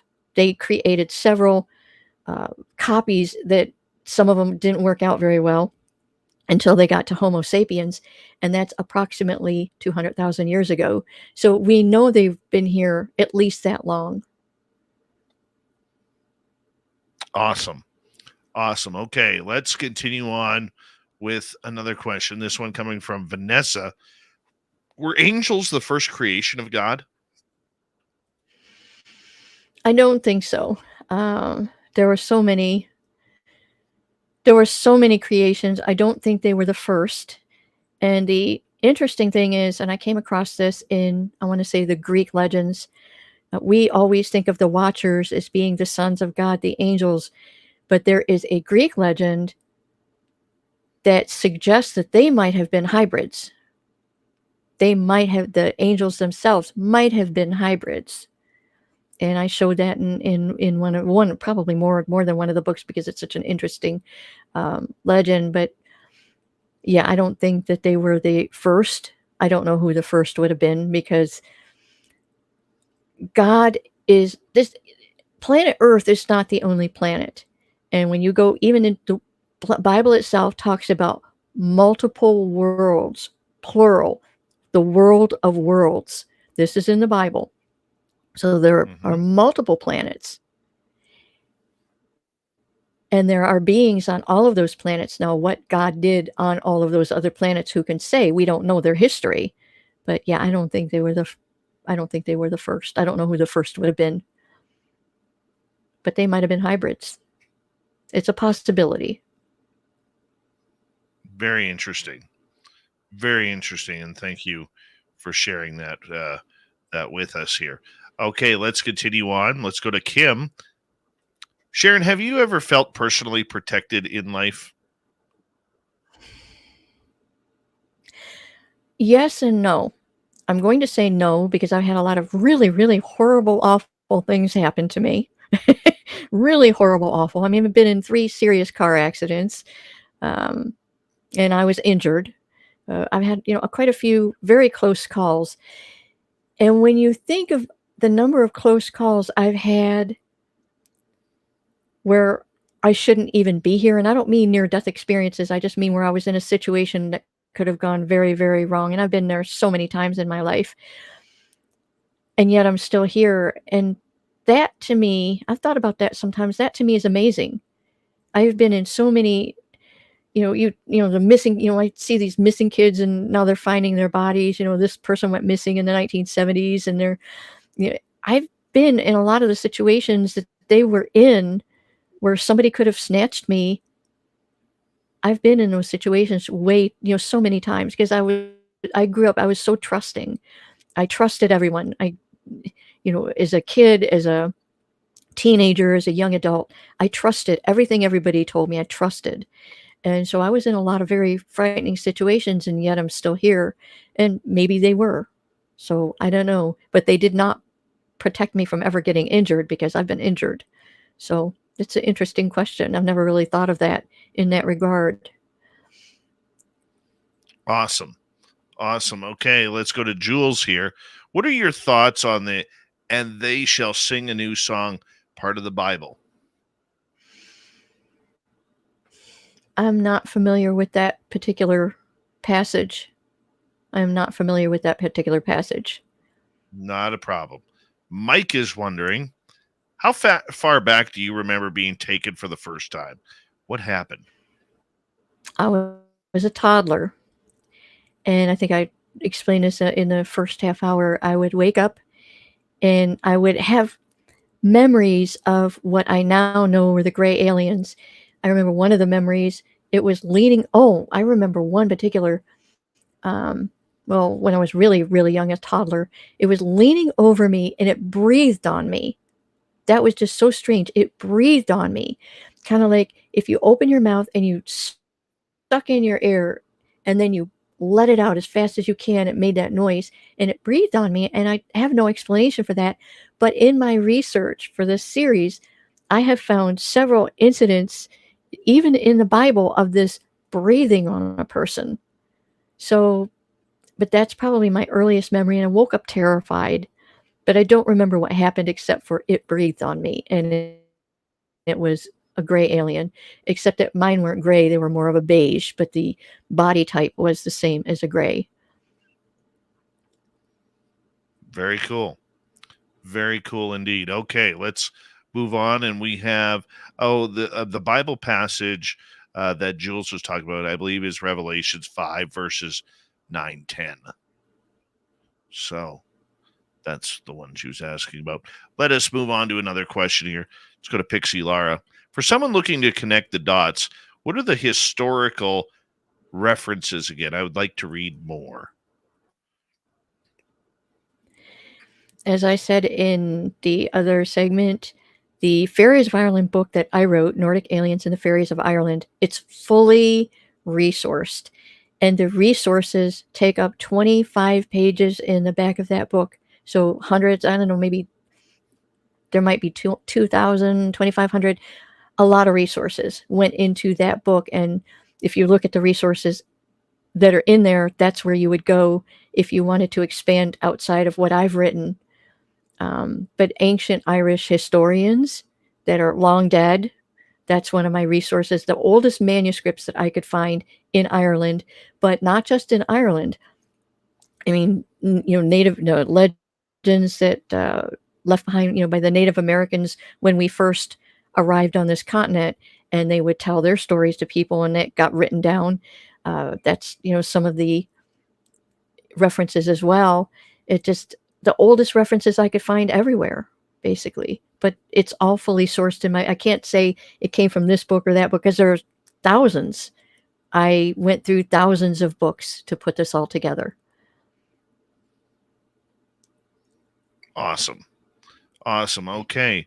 Let us continue on with another question from Michael Fontaine. Do you know anything about the Voynich manuscript? No, I do not. The name sounds familiar, but it does not ring a bell with me. It's the Voynich manuscript, sorry. And it's illustrated codex. Sounds familiar. It's handwritten in an unknown script referred to the Voynichese, the vellum on which it is written. It's never been deciphered. We have a few of those. That's the thing. Oh, well, I'm not supposed to go off on a tangent, so. Oh, go off. That's what we bring here. Well, the ancient Irish manuscripts are written in a version of Irish that even the Irish today don't understand.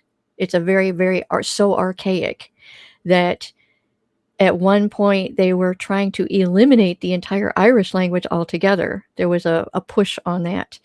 And there were some scholars that fought to keep it. And they said, we have to preserve the Irish language because Irish history is in that language. And if we do away with everybody that understands the language, all of the manuscripts that have not been brought forward, they're gone. They're dead. The history is gone. So there are these dead languages. And when we, like the pyramids, and when we find tablets anywhere, the Sumerian tablets, these are dead languages. And we have people today who are interpreting them, who are translating them. We have no guarantee that these translations are accurate because they're translating from a dead language. We're guessing, we're doing our best, but we're probably wrong on some of it. Could be. Could very well be. And that'll wrap up. Let's see if there's any more questions. Let's go to Woo here. I have heard that certain aliens have ran away when the name of Jesus Christ is spoken. What is your thoughts on this? I believe that's not true. The monks, when they first were, and I live Christianity. I believe, I consider myself Christian. I'm just a little bit out there with the beliefs. I tie it all together. But when the monks were trying to spread the religion in the first place, they took old Irish stories and they inserted Irish stories that were predating Christianity, and they would insert Christian monk or Christian saints into those stories and write a new story showing how the Christian saint overcame the pagan gods and overcame this and overcame that, and that was made up. In order, they turned those stories into teaching tools by merging Christianity into stories that pre-existed. I believe that the whole thing about aliens and Jesus Christ is the same thing, because when you go through the Bible, the angels of the Bible, and I've shown this, this is all one story. They are still here. They are part of the entire, they're going, they are flying the skies today. And some of them are Nordic aliens. Some of the angels of the Bible were Nordic aliens, and I showed that in a series too. So I don't believe that's true personally. I believe that's just inserted. We have just under 2 minutes with you tonight, and this has been a wonderful and educational show for all of us. But we're going to sneak in one more question here from Kira, and she says, is it true that fairies will steal an object from you if you try to take their photograph? Did you ever experience that? I have never experienced anything like that. I do know that extraterrestrials, even today, have been known to borrow objects from people and then return them later. We get a lot of people, I've personally known people that have had that happen to them. As far as photographs, I don't know anything about. I don't think they run from, I don't know anything about photographs. I mean, I know that we don't have any that you can really count on. I think if there's a photograph that's genuine or a video that's genuine, I believe the government comes and takes it. I don't believe they allow them to be out there. So I question everything I see out there as far as photographs and videos, because the government will jump on it. They don't want it out there. They want to control the narrative, and they can't control the narrative if we're, I think that's what happened to, what was that guy they took down? Stan Romanek. And he claimed to have videos. I think that's why they took him down. I don't think they took him down for the reasons that were being given. I think they took him down to take all his videos, just in case any of them were genuine. Speaking of books and everything, where can people find your books? Amazon. They are in Kindle. They are in paperback. They are also in audiobook on Audible, Amazon, elsewhere. They are, some of them are on Kobo. But generally, you're going to find them on Amazon, and you're going to find them in audiobook form. Apple, awesome. I think Apple audiobooks too. I think they're over there too. Sharon, thank you so much for coming on Spaced Out Radio. SharonDelarose.com is her website. Coming up next, Steve Stockton from Among the Missing.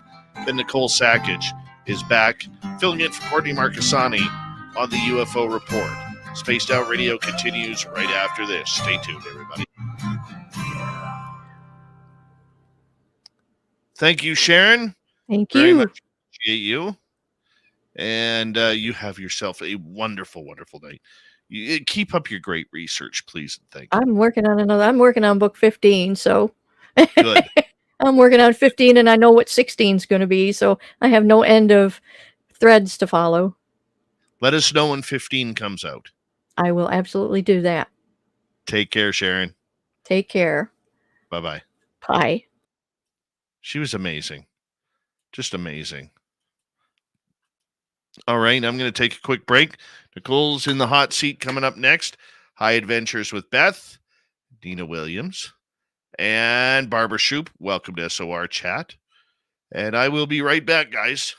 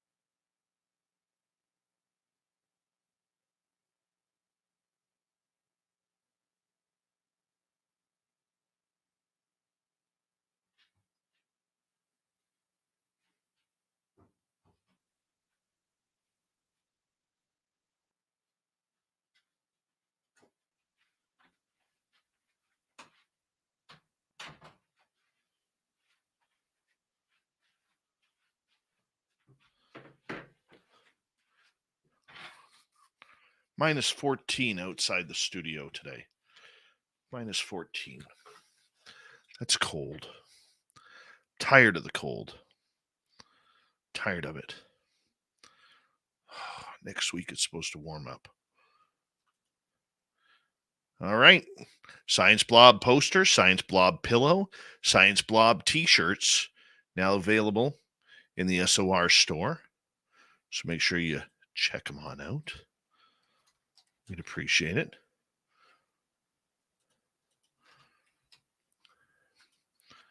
And let's go here.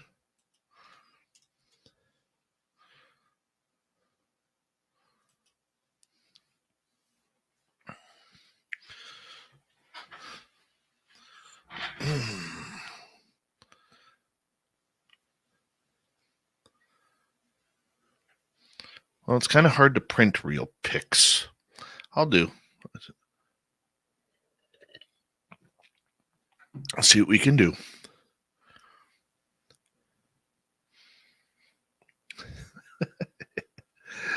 Oh, thanks, Abbott. Appreciate that. All right. We got about 30 seconds. Thank you so much tonight. T-Bone ×2, Major Lee, W. Decker, Louie, Vash the Impaler, Mike, Bobbert, Sandra, and GASCO for the super chats. Greatly appreciated. Don't forget to get your info from Reno at info@spacedoutradio.com. Here we go, everybody.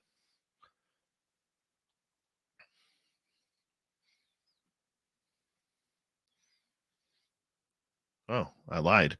We got like 20 seconds, 17 seconds, 15 seconds, 10 seconds.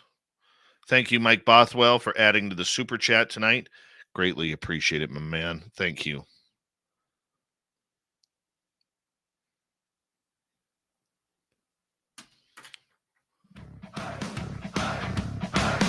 Would you like to connect with us?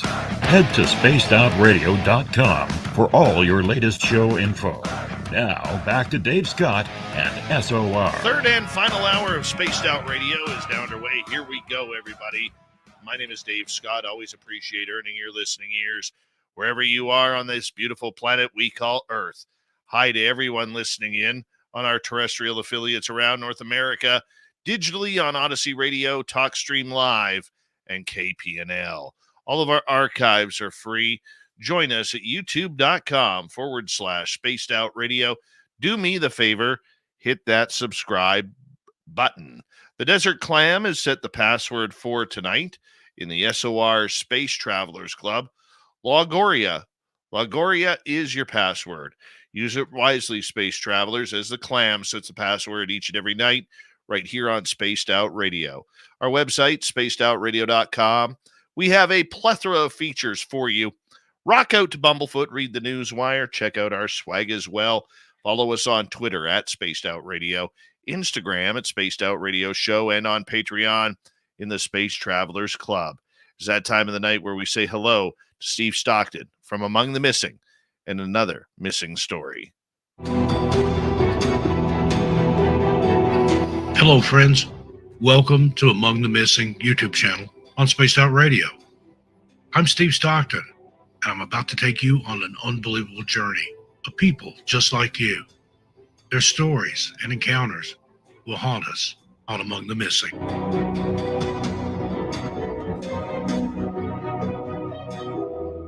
New Jersey native Joseph Dunsavage boarded a catamaran off the beach of Roatan Island, Honduras, and was never seen again. He left his keys, wallet, passport, and luggage at the hotel where he was staying. On Sunday, May 17, 2009, U.S. Coast Guard, Belize Coast Guard, and Honduras officials suspended their search for the missing man. Even though the official search was suspended, the Belize Coast Guard said they still had boats in the southern part of the Caribbean looking for the 49-year-old father of 5. Joseph Dunsavage Jr., the second oldest child, said, "My dad is a survivor. I believe we will see him soon here, having a beer and telling everyone about his experiences." Dunsavage was a co-business owner of a rental company for glass-bottom boats in the Roatan area. It was a business/vacation trip for the New Jersey man. Dunsavage was also preparing for back surgery for an unnamed condition, so his return trip date was unknown at the time he disappeared. The weather that day was beautiful, and the catamaran was fixed with an outboard motor and was filled with fuel just in case the sailing winds died down. After he didn't return for several hours, Help was summoned, and the search began. Dunn Savage Jr. was disappointed when the search ended just 8 days after his father went missing, but said he was grateful for the efforts put forth in the days prior by local officials, as well as the U.S. Coast Guard and military. In an interview about a year later, Joseph Dunn Savage's father, Ed Dunn Savage, said, "A year later, we have to accept the inevitable," speaking on the disappearance of and presumed death of his son. On an episode of Unknown Passage, an Apple podcast, Jeff Dunn Savage talked about his missing brother and the events that led up to and the aftermath of a missing family member in a foreign country. In this interview, it was said that the United States Embassy doesn't keep records of missing people overseas. Because of this and the struggles the family faced during the search for Joseph, they have started the Missing American Project that helps aid families of missing loved ones in foreign countries. Joseph Dunn Savage is described as an American male. He would be 62 years old this year, has blue eyes and a shaved head. Dunn Savage often took a company boat out to fish the area and would travel to Honduras many times a year. If you have any information on the case of Joseph Dunn Savage, you're asked to call the U.S. Embassy in Honduras at 504-2236-9320. Thank you, Steve Stockton from Among the Missing, for another great spooky story. If you want more, you can tune on into Steve's channel, youtube.com/Among the Missing. And don't forget to hit subscribe, ring that bell. Filling in for vacationing, Courtney Marcassani, actually, she took the night off. She has a friend flying into Alaska tonight that she had to pick up at the airport. So Nicole Sackich is here for the UFO report. Nobody's going to know. They're going to know.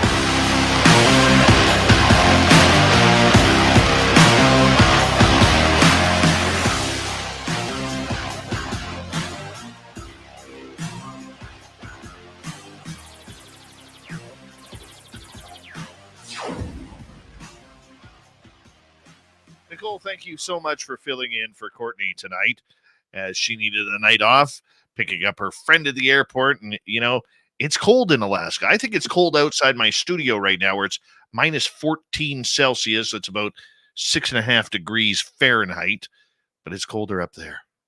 Colder up there. It's like it's a steamy 77 degrees in Illinois right now. So you guys suck. What can I say? We're getting all the nice weather. I know. And how's the Weird Desk going? You took a weekend off the Weird Desk. The Weird Desk is continually getting weirder and weirder. So that's what I'll say about the Weird Desk at this moment. I have, I'm answered a bunch of stuff for Grant. We're working on all our little projects together. Aside from Grant, I'm always doing some stuff on my own, reaching out to experiencers. And yeah, so the Weird Desk is good. It's a mess right now. How's Dave? Well, Dave is doing all right. Dave is trying very hard to figure out what is going on. But you know what? We're getting there. And that's all that matters, But I do like talking some UFOs with you, because I think that's always important. We're going to start off with a topic tonight that I saw on Twitter. We briefly mentioned it last week with Courtney, but I'm curious to get your take, because Dan Warren, who's a good friend of this show, from the Fifth Pillars of, what's his channel called? Emphasis, that's right. Fifth Pillar of Emphasis on TikTok, where he's extremely popular, hundreds of thousands of subscribers. He says, what got China to take UFOs seriously enough to start utilizing AI to give them a leg up on the United States effort to understand UFOs? And why did 50 Chinese scientists state that UFOs pose a big challenge to modern science and might have significant bearing on human life? What's your thoughts on this? Well, I watched Dan's amazing clip. You and I have both been a fan of Dan Warren's for a while now. He has this great ability to take a thorough amount of information and smush it into these little tiny reels that you can play on TikTok or Twitter or wherever. X. And yeah, he takes the time. He puts a lot of effort into these clips.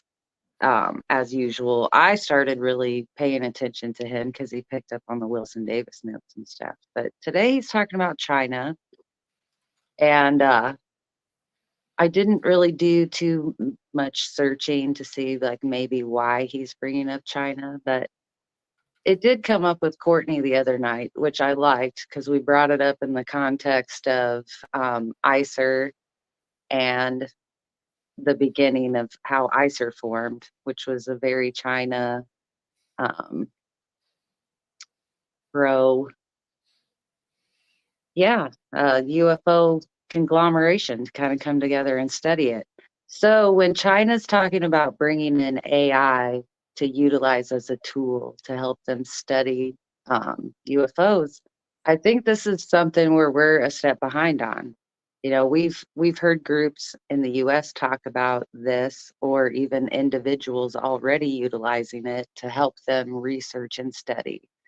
So I think China announcing this probably means that they've been utilizing it as a tool already to work towards this goal of understanding the phenomenon. I'll segue that with, I know there's other countries out there like China and like Japan that already are very forward thinking with the phenomenon, with their science and their education and their population at large. So when they do bring up these topics in the midst of other topics, it's not generally like scoffed at and ridiculed, like I think our friends at Soul Foundation, they're facing that challenge. They're trying to introduce this into a scientific community that's kind of closed-minded. Same with our friends at SCU. You know, their goal is the same.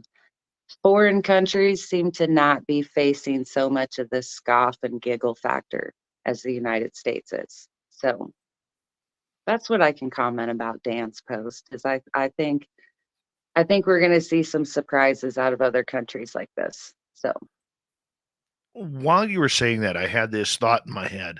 Outside of the United States, what are your top 5 countries that could bring disclosure and really put a wrench in what the United States has been saying?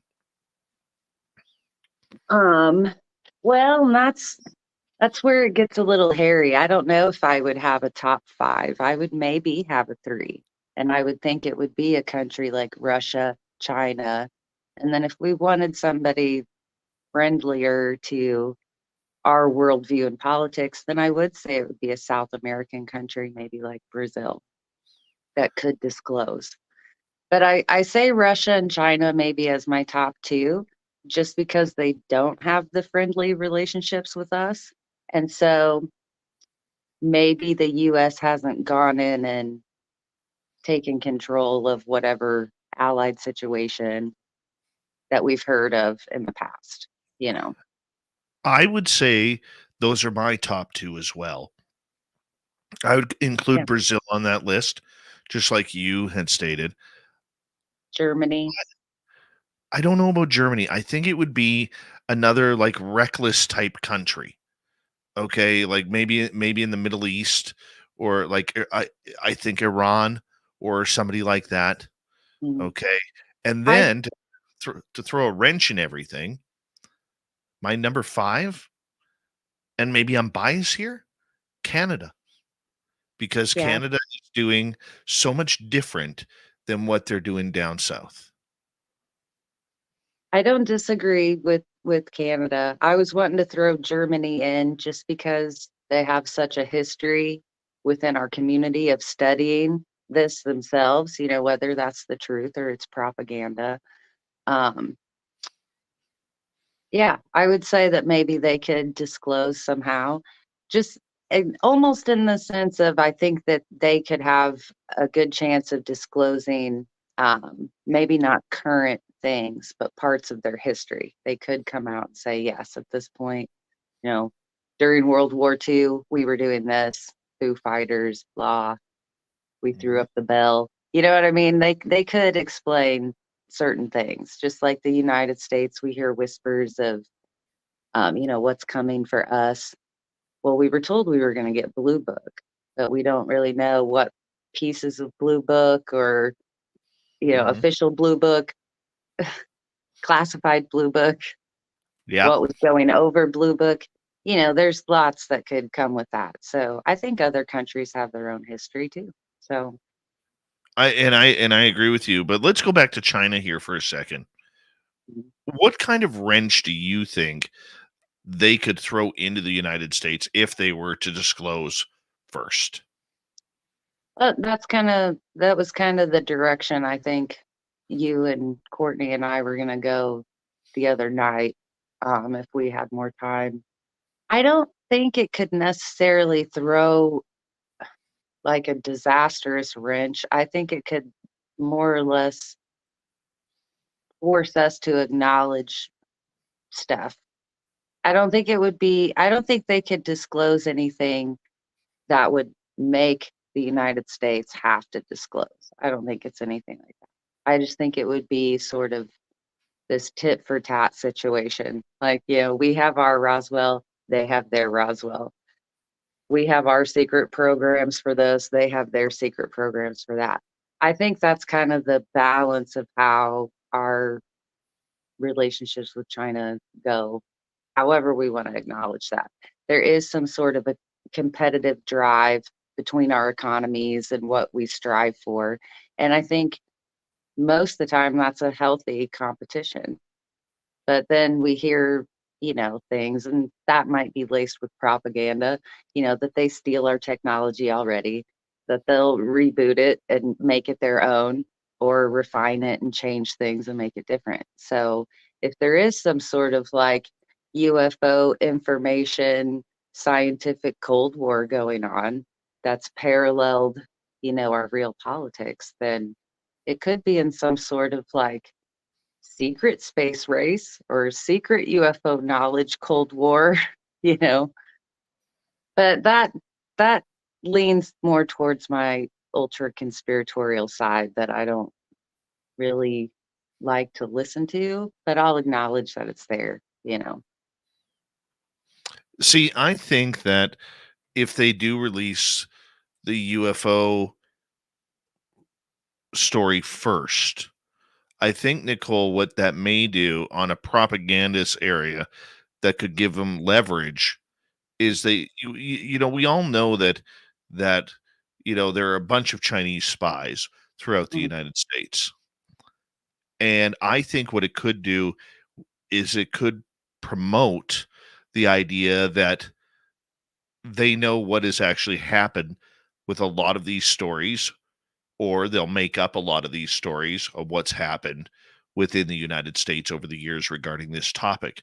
And I think they could really throw some shade on the United States, the way the most, how can I put it, the most free country in the world is lying to its citizens about UFOs. And I think that if that caught traction in the media, that would be a major black eye if they were to say expose Roswell or expose other crash retrievals or expose some of these hidden stories that we've never heard of before. I think uh I think they could shine some light. I don't really think they could expose something. And I say that just because you look in the archives of other countries sometimes. Like I'm thinking about a book behind me, and it's from the British archives, and it's all about shapes of different UFO crafts, all reported from across the country.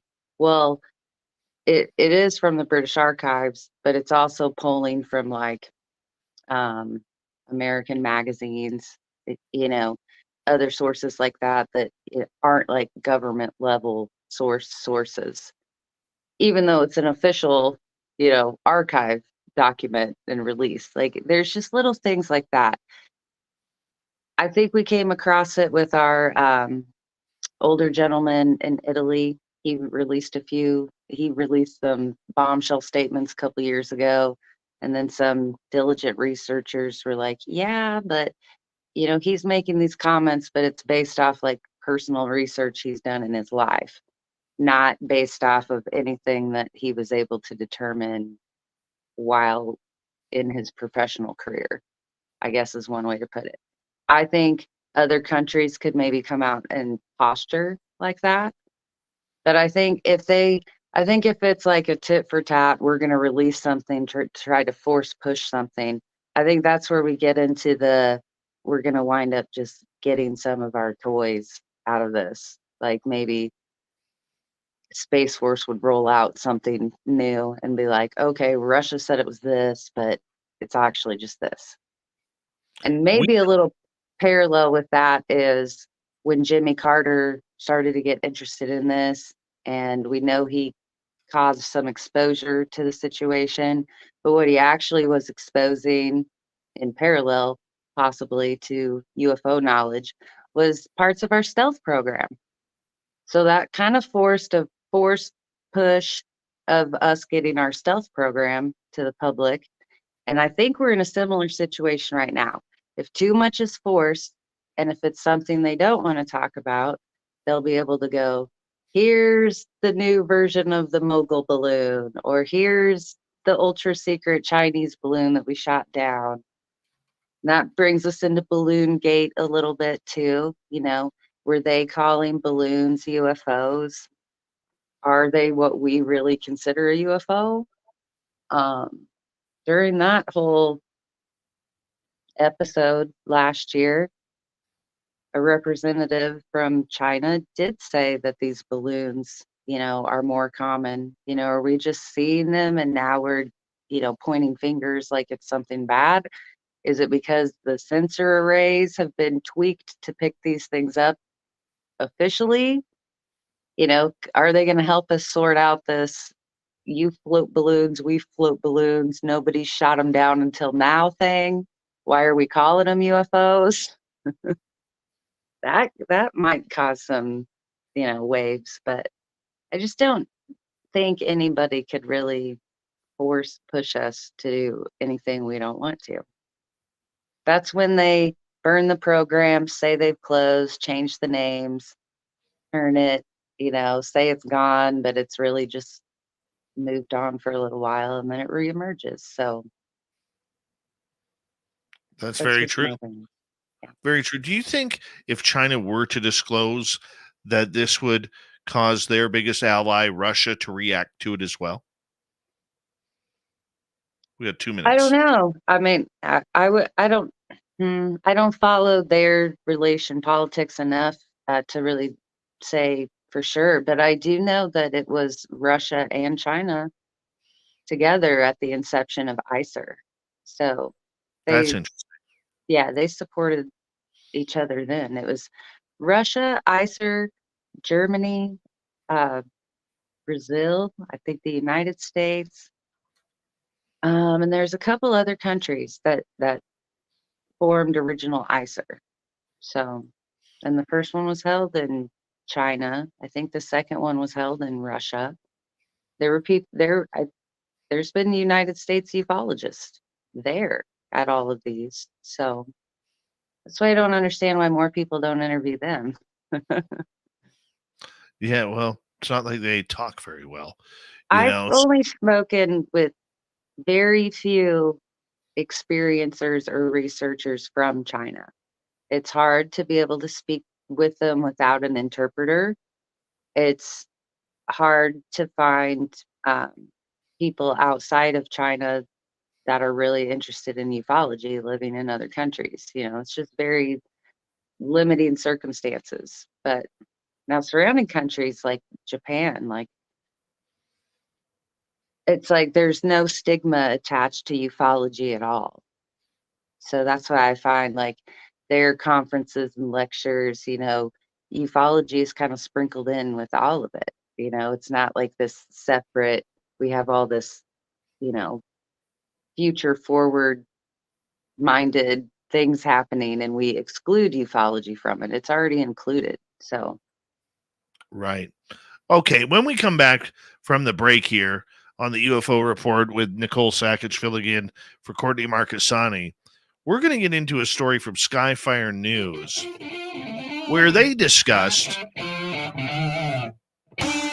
is ufology and UFO disclosure a CIA operation? I know Nicole's going to have a lot to say on this one, and we got plenty of time on Spaced Out Radio when we return right after this. Stay tuned.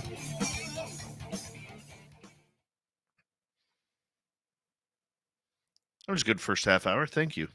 It went really fast. Thank you. That went very fast. I can't pronounce his name. Bailey? Is that what that is? Bailey or Bote? Bote. Okay. Welcome to SOR chat, no matter what, though. Bote.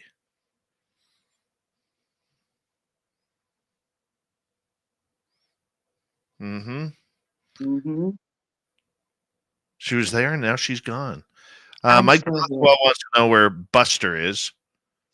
He's snoring in his doggy bed, so that's where he's going to stay. Mm-hmm. If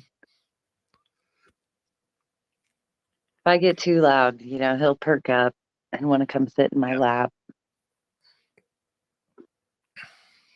How are the space travelers tonight?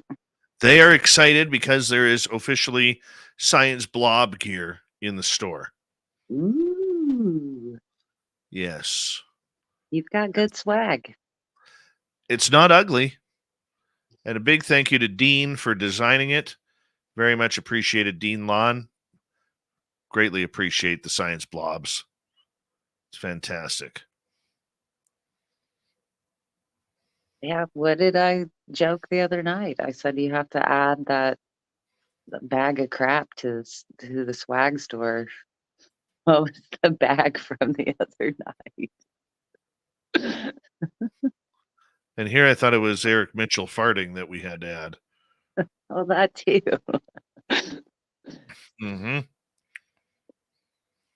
That was a lot of fun that night with Eric and then hanging out with you and Courtney. It was a good time to come back to Spaced Out Radio. Absolutely. Look, here I am again. Just can't stay away. Hey, that's what some people do. Some people do. All right, we got a couple minutes yet. I gave out Spaced Out Radio's info and a sticker today to like the coolest 92-year-old man I've ever met in my life. Very nice. He's had like every body part replaced that any human possible could have replaced. And he's still like the most active, athletic, like clear-minded, joyful person I've ever met in my life.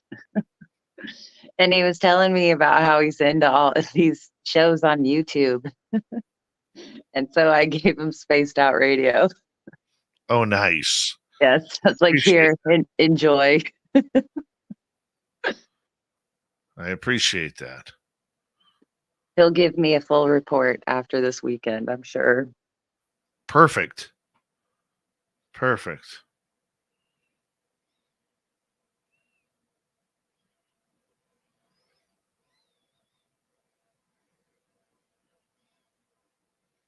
Who was your guest tonight? Sharon Delarose. Pretty amazing. Ooh.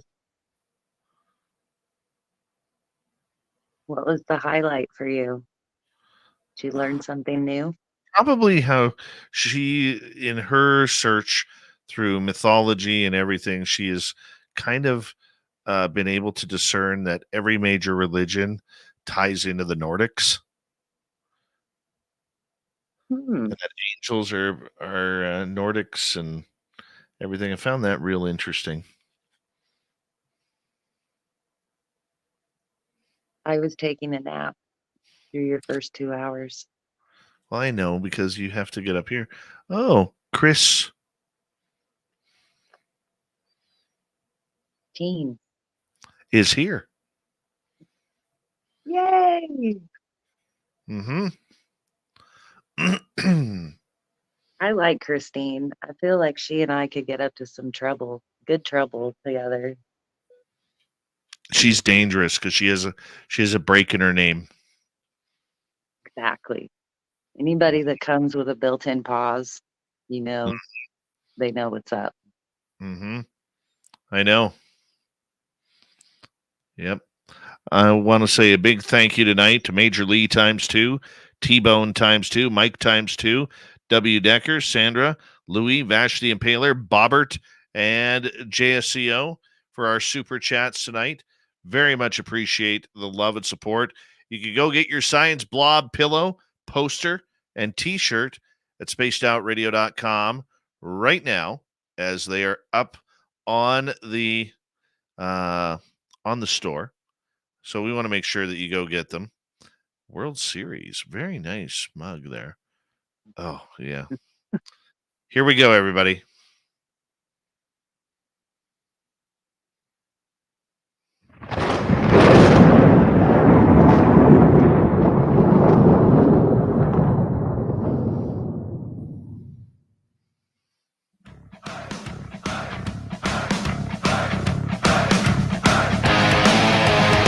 Here we go with the final half hour of Spaced Out Radio tonight. Thank you for joining us. My name is Dave Scott. Always appreciate earning your listening ears. Reminder to all of you that if you missed portions of this show or others, you can check out our free archives by going to youtube.com/Spaced Out Radio. Do me the favor, hit that subscribe button. Our website, spacedoutradio.com. We have a plethora of features for you. Rock out to Bumblefoot, read the news wire, check out our swag as well. Follow us on Twitter at Spaced Out Radio, Instagram at Spaced Out Radio Show, and on Patreon in the Space Travelers Club.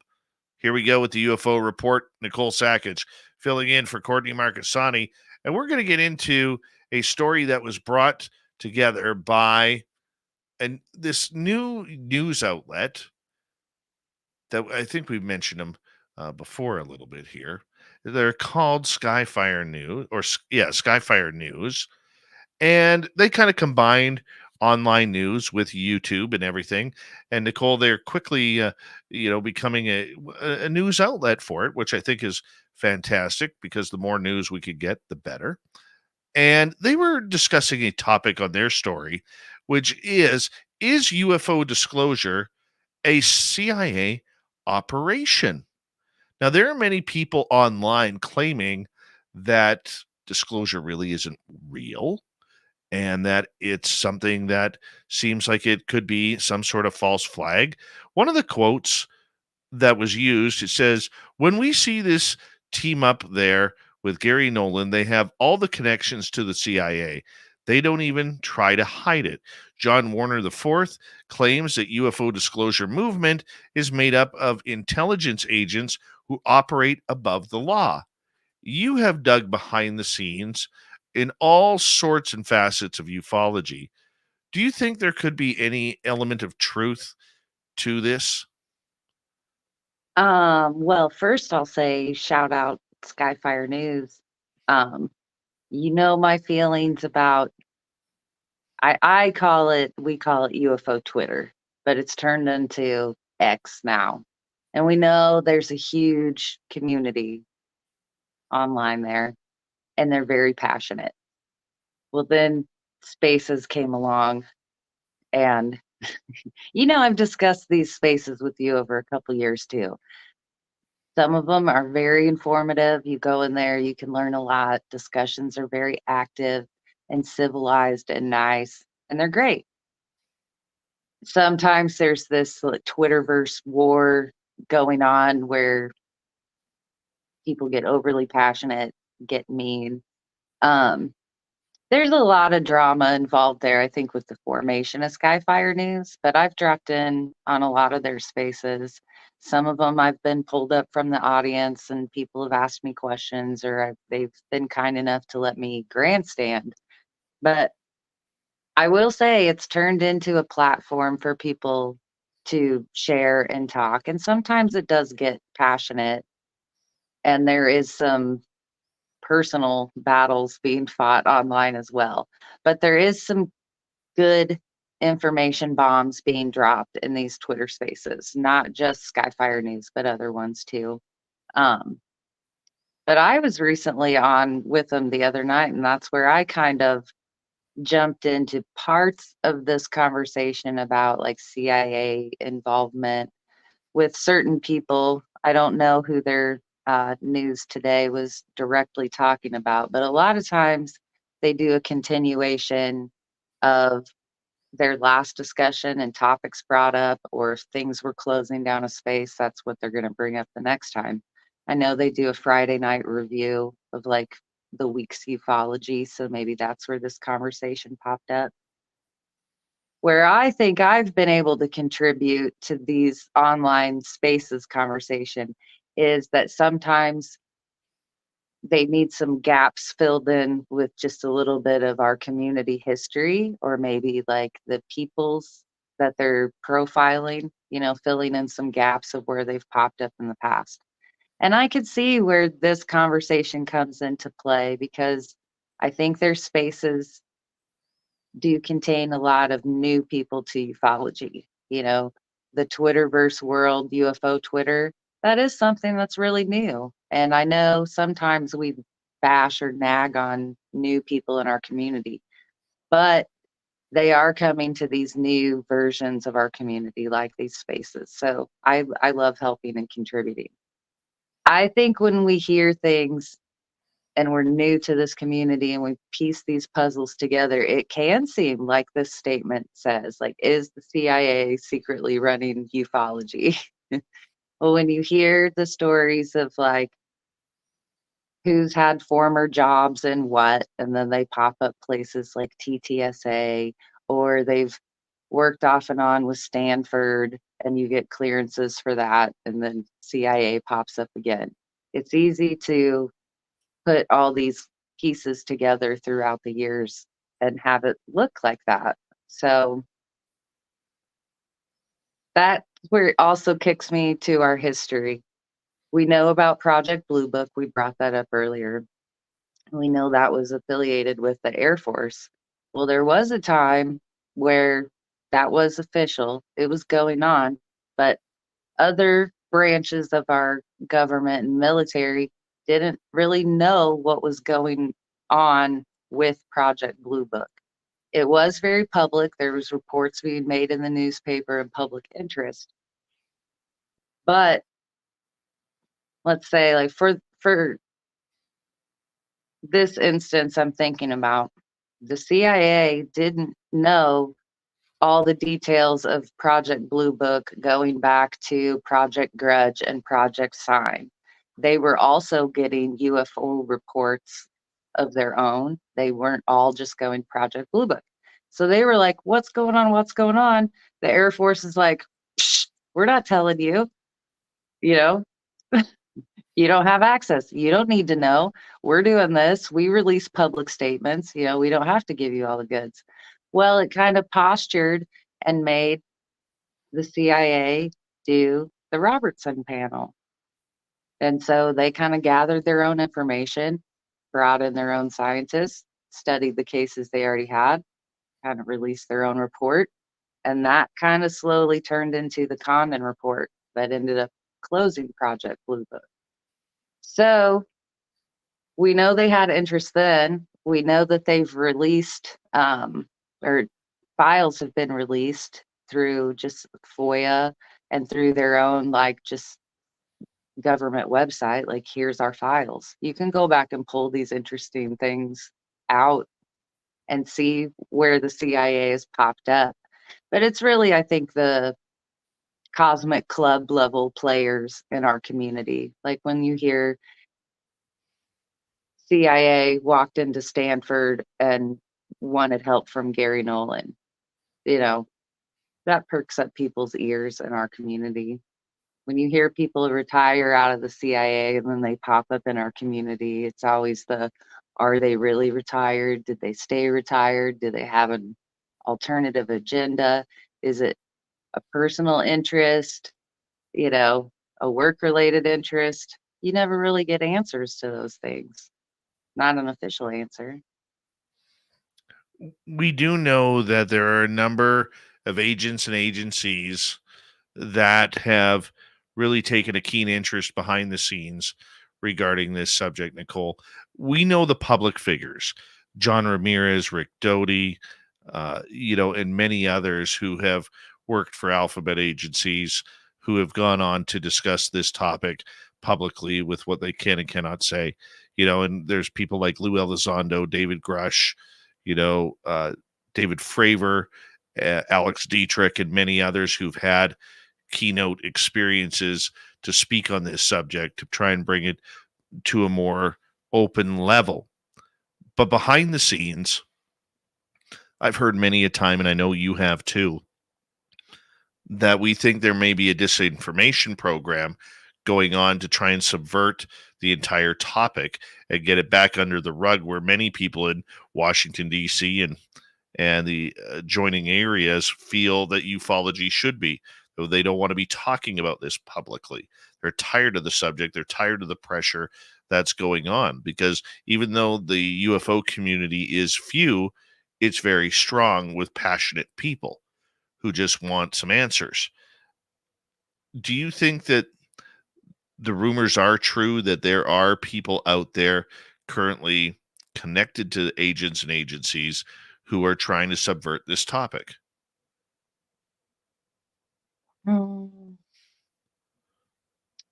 I don't know if it's subversion in any official capacity, honestly.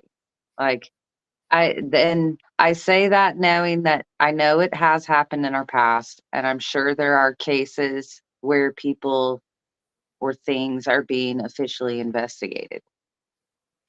But does it always turn out to be like we think it is for our community? Is it always UFO? Is it always actually UFO? I'm not sure about that. And then when it comes to disinformation or misinformation, that's where I do fall back to the cliche that our community can be its own worst enemy sometimes.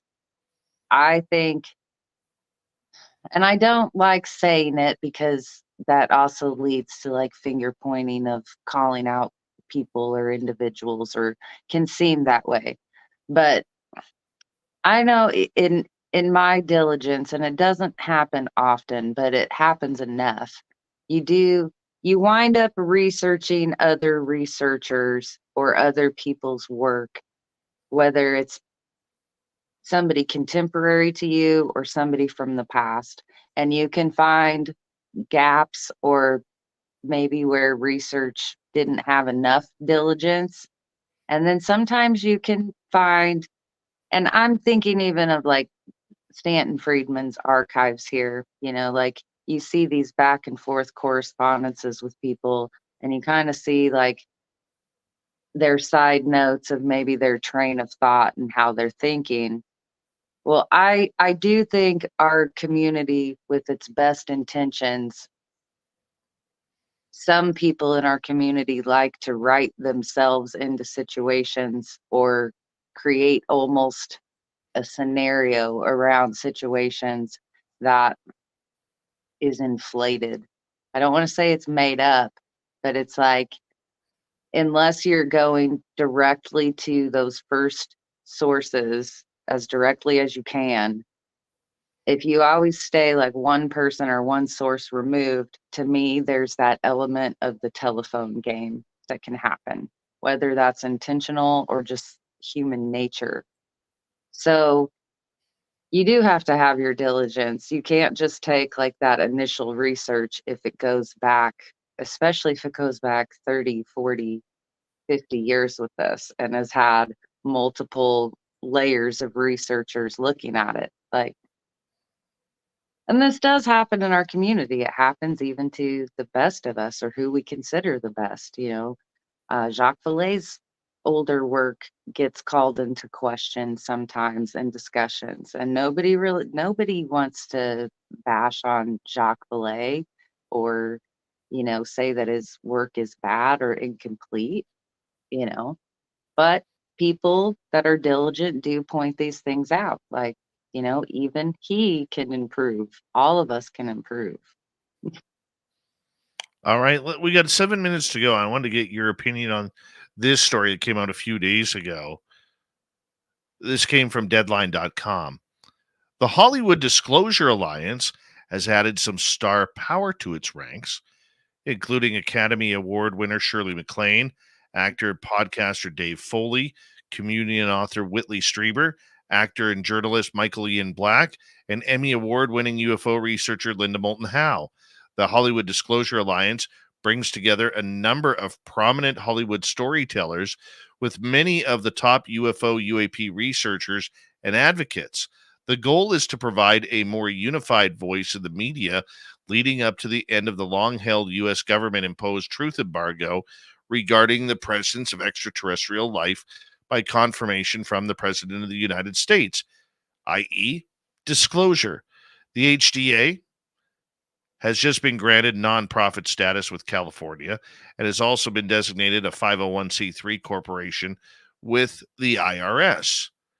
How do you feel about some of these stars, or are they still stars, coming out and joining the Disclosure Alliance? I love it, honestly. I love the advocacy concept behind it.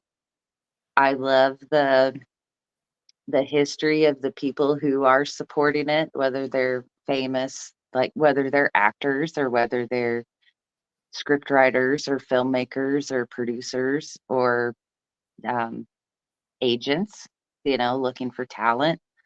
Um, I honestly, I love it from the advocacy angle because it's these creative people making films and they're working with people in our community. So elements get reflected, I guess, in a politically correct manner. So if they're going to feature a story about an experiencer, we're not going to wind up with these fire in the sky situations where Travis Walton's experience got Hollywood. You know what I mean?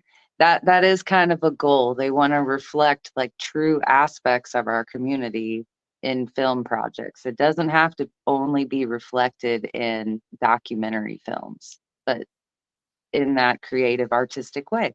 And I think back to the creative minds that helped put out Close Encounters of the Third Kind. We all love that movie. We all see elements of real experience in that. And that's because they turned to people and helped it become that. Well, I think the Hollywood Disclosure Alliance is building on that sort of concept. They want to make sure that people are matched with the correct people in our community for support and for help, because I don't think they want a bunch of UFO people like complaining when they get stuff wrong. They would rather get the love and support of, oh my gosh, that scene in that movie, spoke to me. And, they get all the love and support from that. Share this movie, pass that around. Listen to this person's story. They really reflected it well. Work with these people. They really helped me tell my story, you know. And How awful is it for Travis Walton to know that fire in the sky is out there that way and wrong, and so many people look at his life incorrectly, you know? absolutely. And Yeah. and I agree with that. And but Hollywood has played a very, very interesting role in ufology, from Close Encounters of the Third Kind right up to Independence Day and every movie in between that has to do with UFOs and alien contact.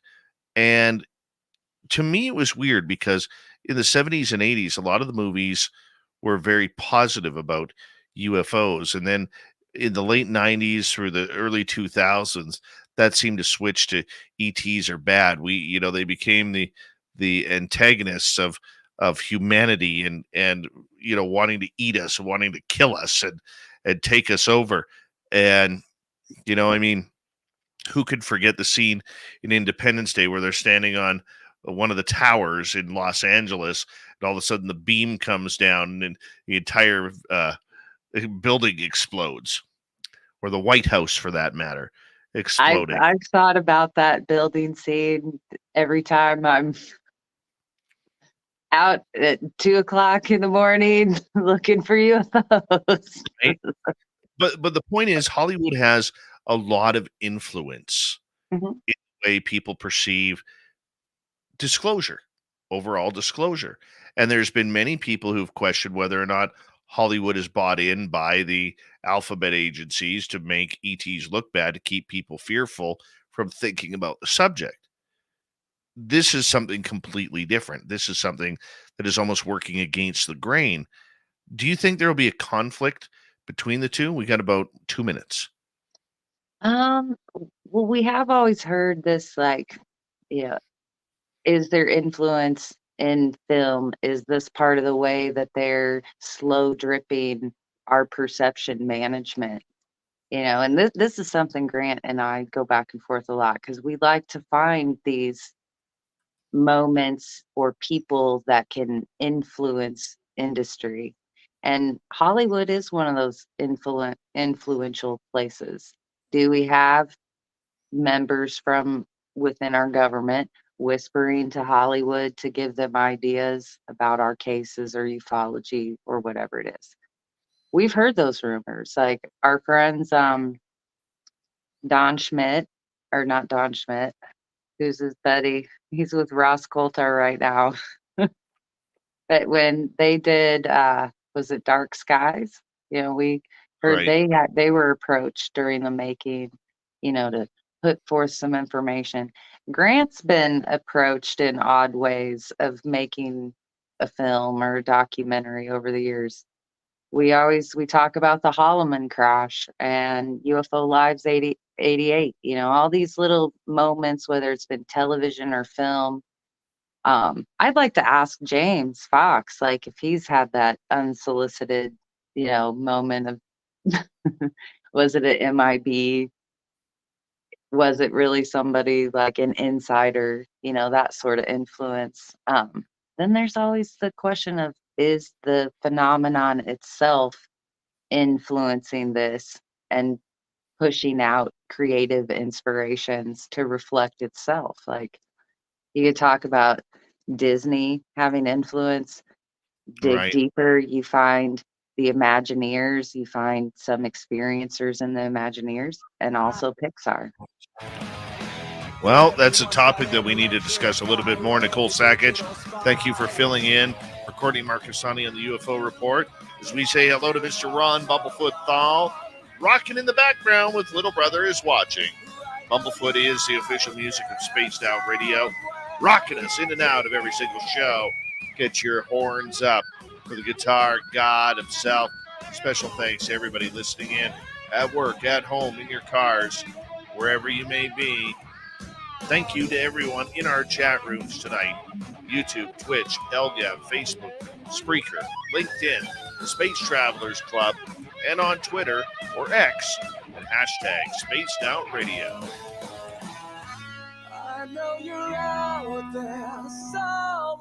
Remember, this show is copyrighted by Spaced Out Radio, SOR Media Ventures Limited.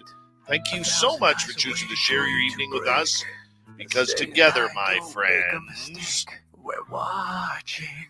We own the night. Mr. Bumblefoot, we need a favor. We need you to take us home.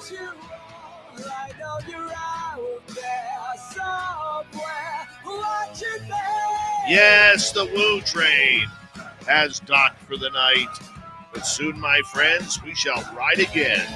Your seats are always available. Your tickets never expire. And if you want to bring a friend, we got room for them too.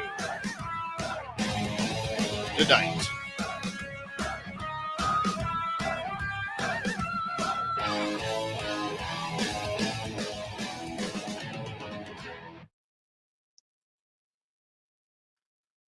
Well, that one really tells it like it is. Very nice. Oh my God. I needed like 20 more seconds because that's where I was gonna be like, yeah, you dig into like the TV side and it gets like crazy. Like Rick Doty did write for the X-Files. Like there's a few episodes that he wrote.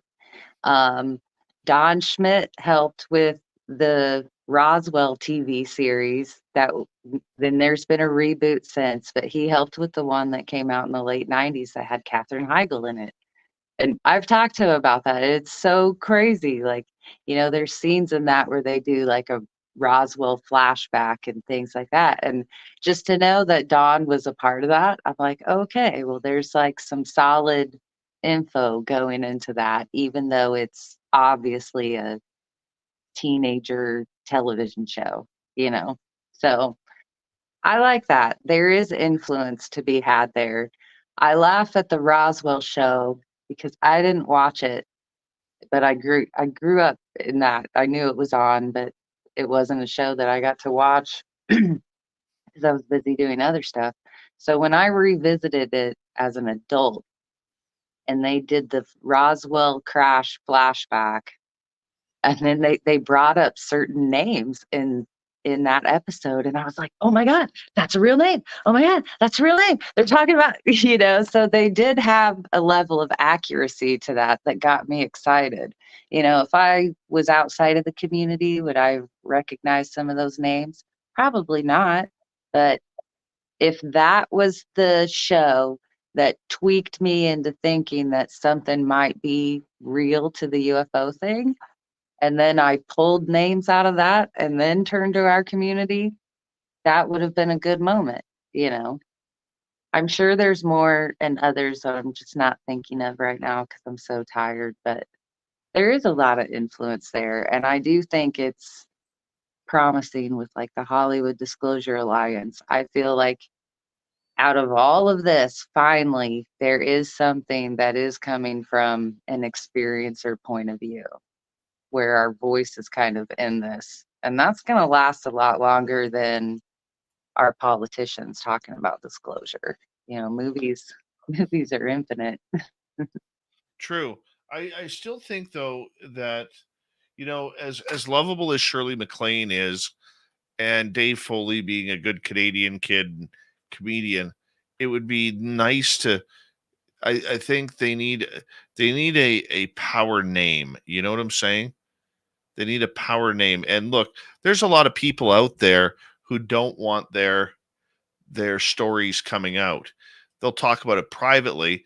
I mean, the stories of both Katy Perry and Lady Gaga meeting at different meetings with Gary Nolan, you Right. know, or that's just a few, or a lot of these singers who like Sammy Hagar, who's Oh you know yeah, no, like all of them. And they put their voices to activism all the time. Whether it's save the animals, vote this way, don't agree with this, donate your money to that. Like it would be great if we saw like a Hollywood film artist, musician alliance come out of this, because they do influence our community and vice versa. That a lot of them are these sort of closeted experiencers. And yeah, it's wild when you think, Lady Gaga was at one of the anomalous, you know, inquiry yeah, conferences in New York. And I think it must be difficult because their level of celebrity as well. They can't just turn to like their group of space travelers and hmm be like, woohoo. And I have been lucky to talk with some musicians that people would, you know, fangirl over. And it is hard, I think, to take your celebrity out of it and try to reach out and find people in this community that would just treat you like a normal person instead of a celebrity. I think their names can bring such awareness to our cause. Like we saw who was who did Dr. Greer sort of help and couple up with. Demi She did, Lovato. yeah, Demi Lovato. He did a good job with them. I always mess up her shit. I feel like such an asshole when I do it, She's like back I to just she, did. her. She's back to she, her because she got sick of everybody confusing her. Okay. All right. Well, then I did what she tries to unconfuse. But, anyways, her music is wonderful and beautiful. And she came out as an experiencer and went on this journey with Dr. Greer. And I know she caught flack for it. Like anybody catches flack in our community for doing anything. And I think it was brave what she did. I think it's brave anytime somebody's willing to attach themselves to this in a public way, whether they're a celebrity or not. It's not easy. So, and that's where it comes into play here. Like we hear of this stigmata of the stigma of our community being lifted. It's not. It's really not. If we're still getting made fun of, if it's still getting questioned, that the contactee experiencer side, is still put a pin in that for now. Like, no, we're not liberated out of the stigma with that. We're still getting laughed at and made fun of. Very true. Very true. Sadness. Do we have more? Or are you? Oh no, I said we own the night. That means it's the end. We're But done, man. We're just we're in hanging out. post-show editing now. Dave is That's editing okay. now. Back to that CIA thing. I guess the only last thing I could even say about that is the other side of it is half of us think it's really cool when there's these associations, with three-letter agencies. The other half of us, they hate it. People hate that affiliation. They don't want the three-letter agencies involved in experiencer land. It's paranoia. They think we're being used. They think those people use those people, and you can find stories where it seems like that. And the other thing that goes along with that is people say that these associations are either made up or conflated, that they're really not, these long lasting working agent type relationships where, we've probably played telephone with that in some way, shape, or form. Mm-hmm. And I don't really know how to, I know you've spoken with John Ramirez personally. I've spoken with Richard Doty personally and other people like that. Our own spaced out radio, Bob McGuire, you know. You and I, even both with having friendships with Bob off and on over the years, I think back to when you and I were first new friends and I didn't know Bob well. Like I know I questioned Bob McGuire like left and right. And even still sometimes later I did. It was just like, okay. And not just Bob. I'm not gonna call him out as the prime example here or anything, but especially for somebody like me being just a cook turned author, interested party in this. Hey, you know, you may be just a cook, but at least you're not UFO excrement. Hey, well, I'm probably the toilet paper that wipes the excrement. So however you want to lay that out. But you know me, it's not like I'm a police officer. I can't turn to a little PC and punch in people's case numbers and see if they have a criminal past, or I'm not affiliated with whatever government to where I can look up people's clearances and, I can just be really, really, really nosy, like a private detective level nosy. That's about as far as I can take it. So, yeah. So, how can you prove somebody who says they have, top secret SCI clearance, blah, blah, blah, blah, blah, and rattle it on down. Well, you have to network and make your connections and trust your source and vet your sources and get to know them and all of those things that go along with everything. You can't just talk to one person once and expect them to tell you everything, the truth, the first time in full detail, maximum. A lot of these people, and I'll throw out Mr. Doty for this instance, he's been around long enough that if you want to document every public thing he's ever said, then you can do that. And then if you want to start asking Rick questions, then start asking Rick questions. Who's the hot one that's in the hot seat right now? We've talked to him before. He's been in chat groups with us. Michael Moran. He's in the hot seat right now. Yeah, and getting roasted online too. Yep. So that'll be one.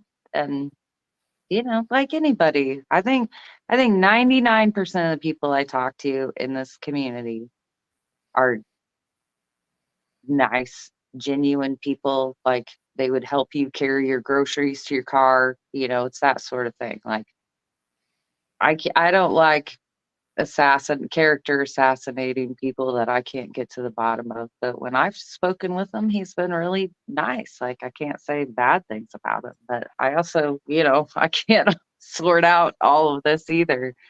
I kind of give props to Project J. No, not on this show. I know. I'm not, but there is no doing that. But anyhow, he's popped up in other places though too. Like I said, he's been in chat rooms with us. Yeah. Yes, I hear you. Honestly, the first place I came across him was, I follow Jack Sarfati, and he was part of the Cortana lecture series that Jack participated in. And yeah, there's some bombs dropped in that. Just he was an intelligent guy. What he lectured on was interesting. That whole lecture series was interesting. There was a few known names, but not a lot. On that note, Nicole, I'm going to let you go get to bed because I'm going to go finish editing and say goodnight to our audience. And thank you to Major Lee ×2, Mike ×2, T-Bone ×2, W. Decker, Louis, Vashti Impaler, Bobbert, JSCO, and Sandra. So thank you. Tomorrow night on the show, Geraldine Orozco is back with The Spiritual You. Yeah, she missed last month due to that horrible storm in San Francisco. So it's going to be nice to get her back on air with us. And yeah, that's about it. Good night, Nicole. Good night, Dave. Good night, Space Travelers. Good night, Space Travelers. Go get your science blob gear. It's out there. You wanted it. We got it. It's out there. See you tomorrow.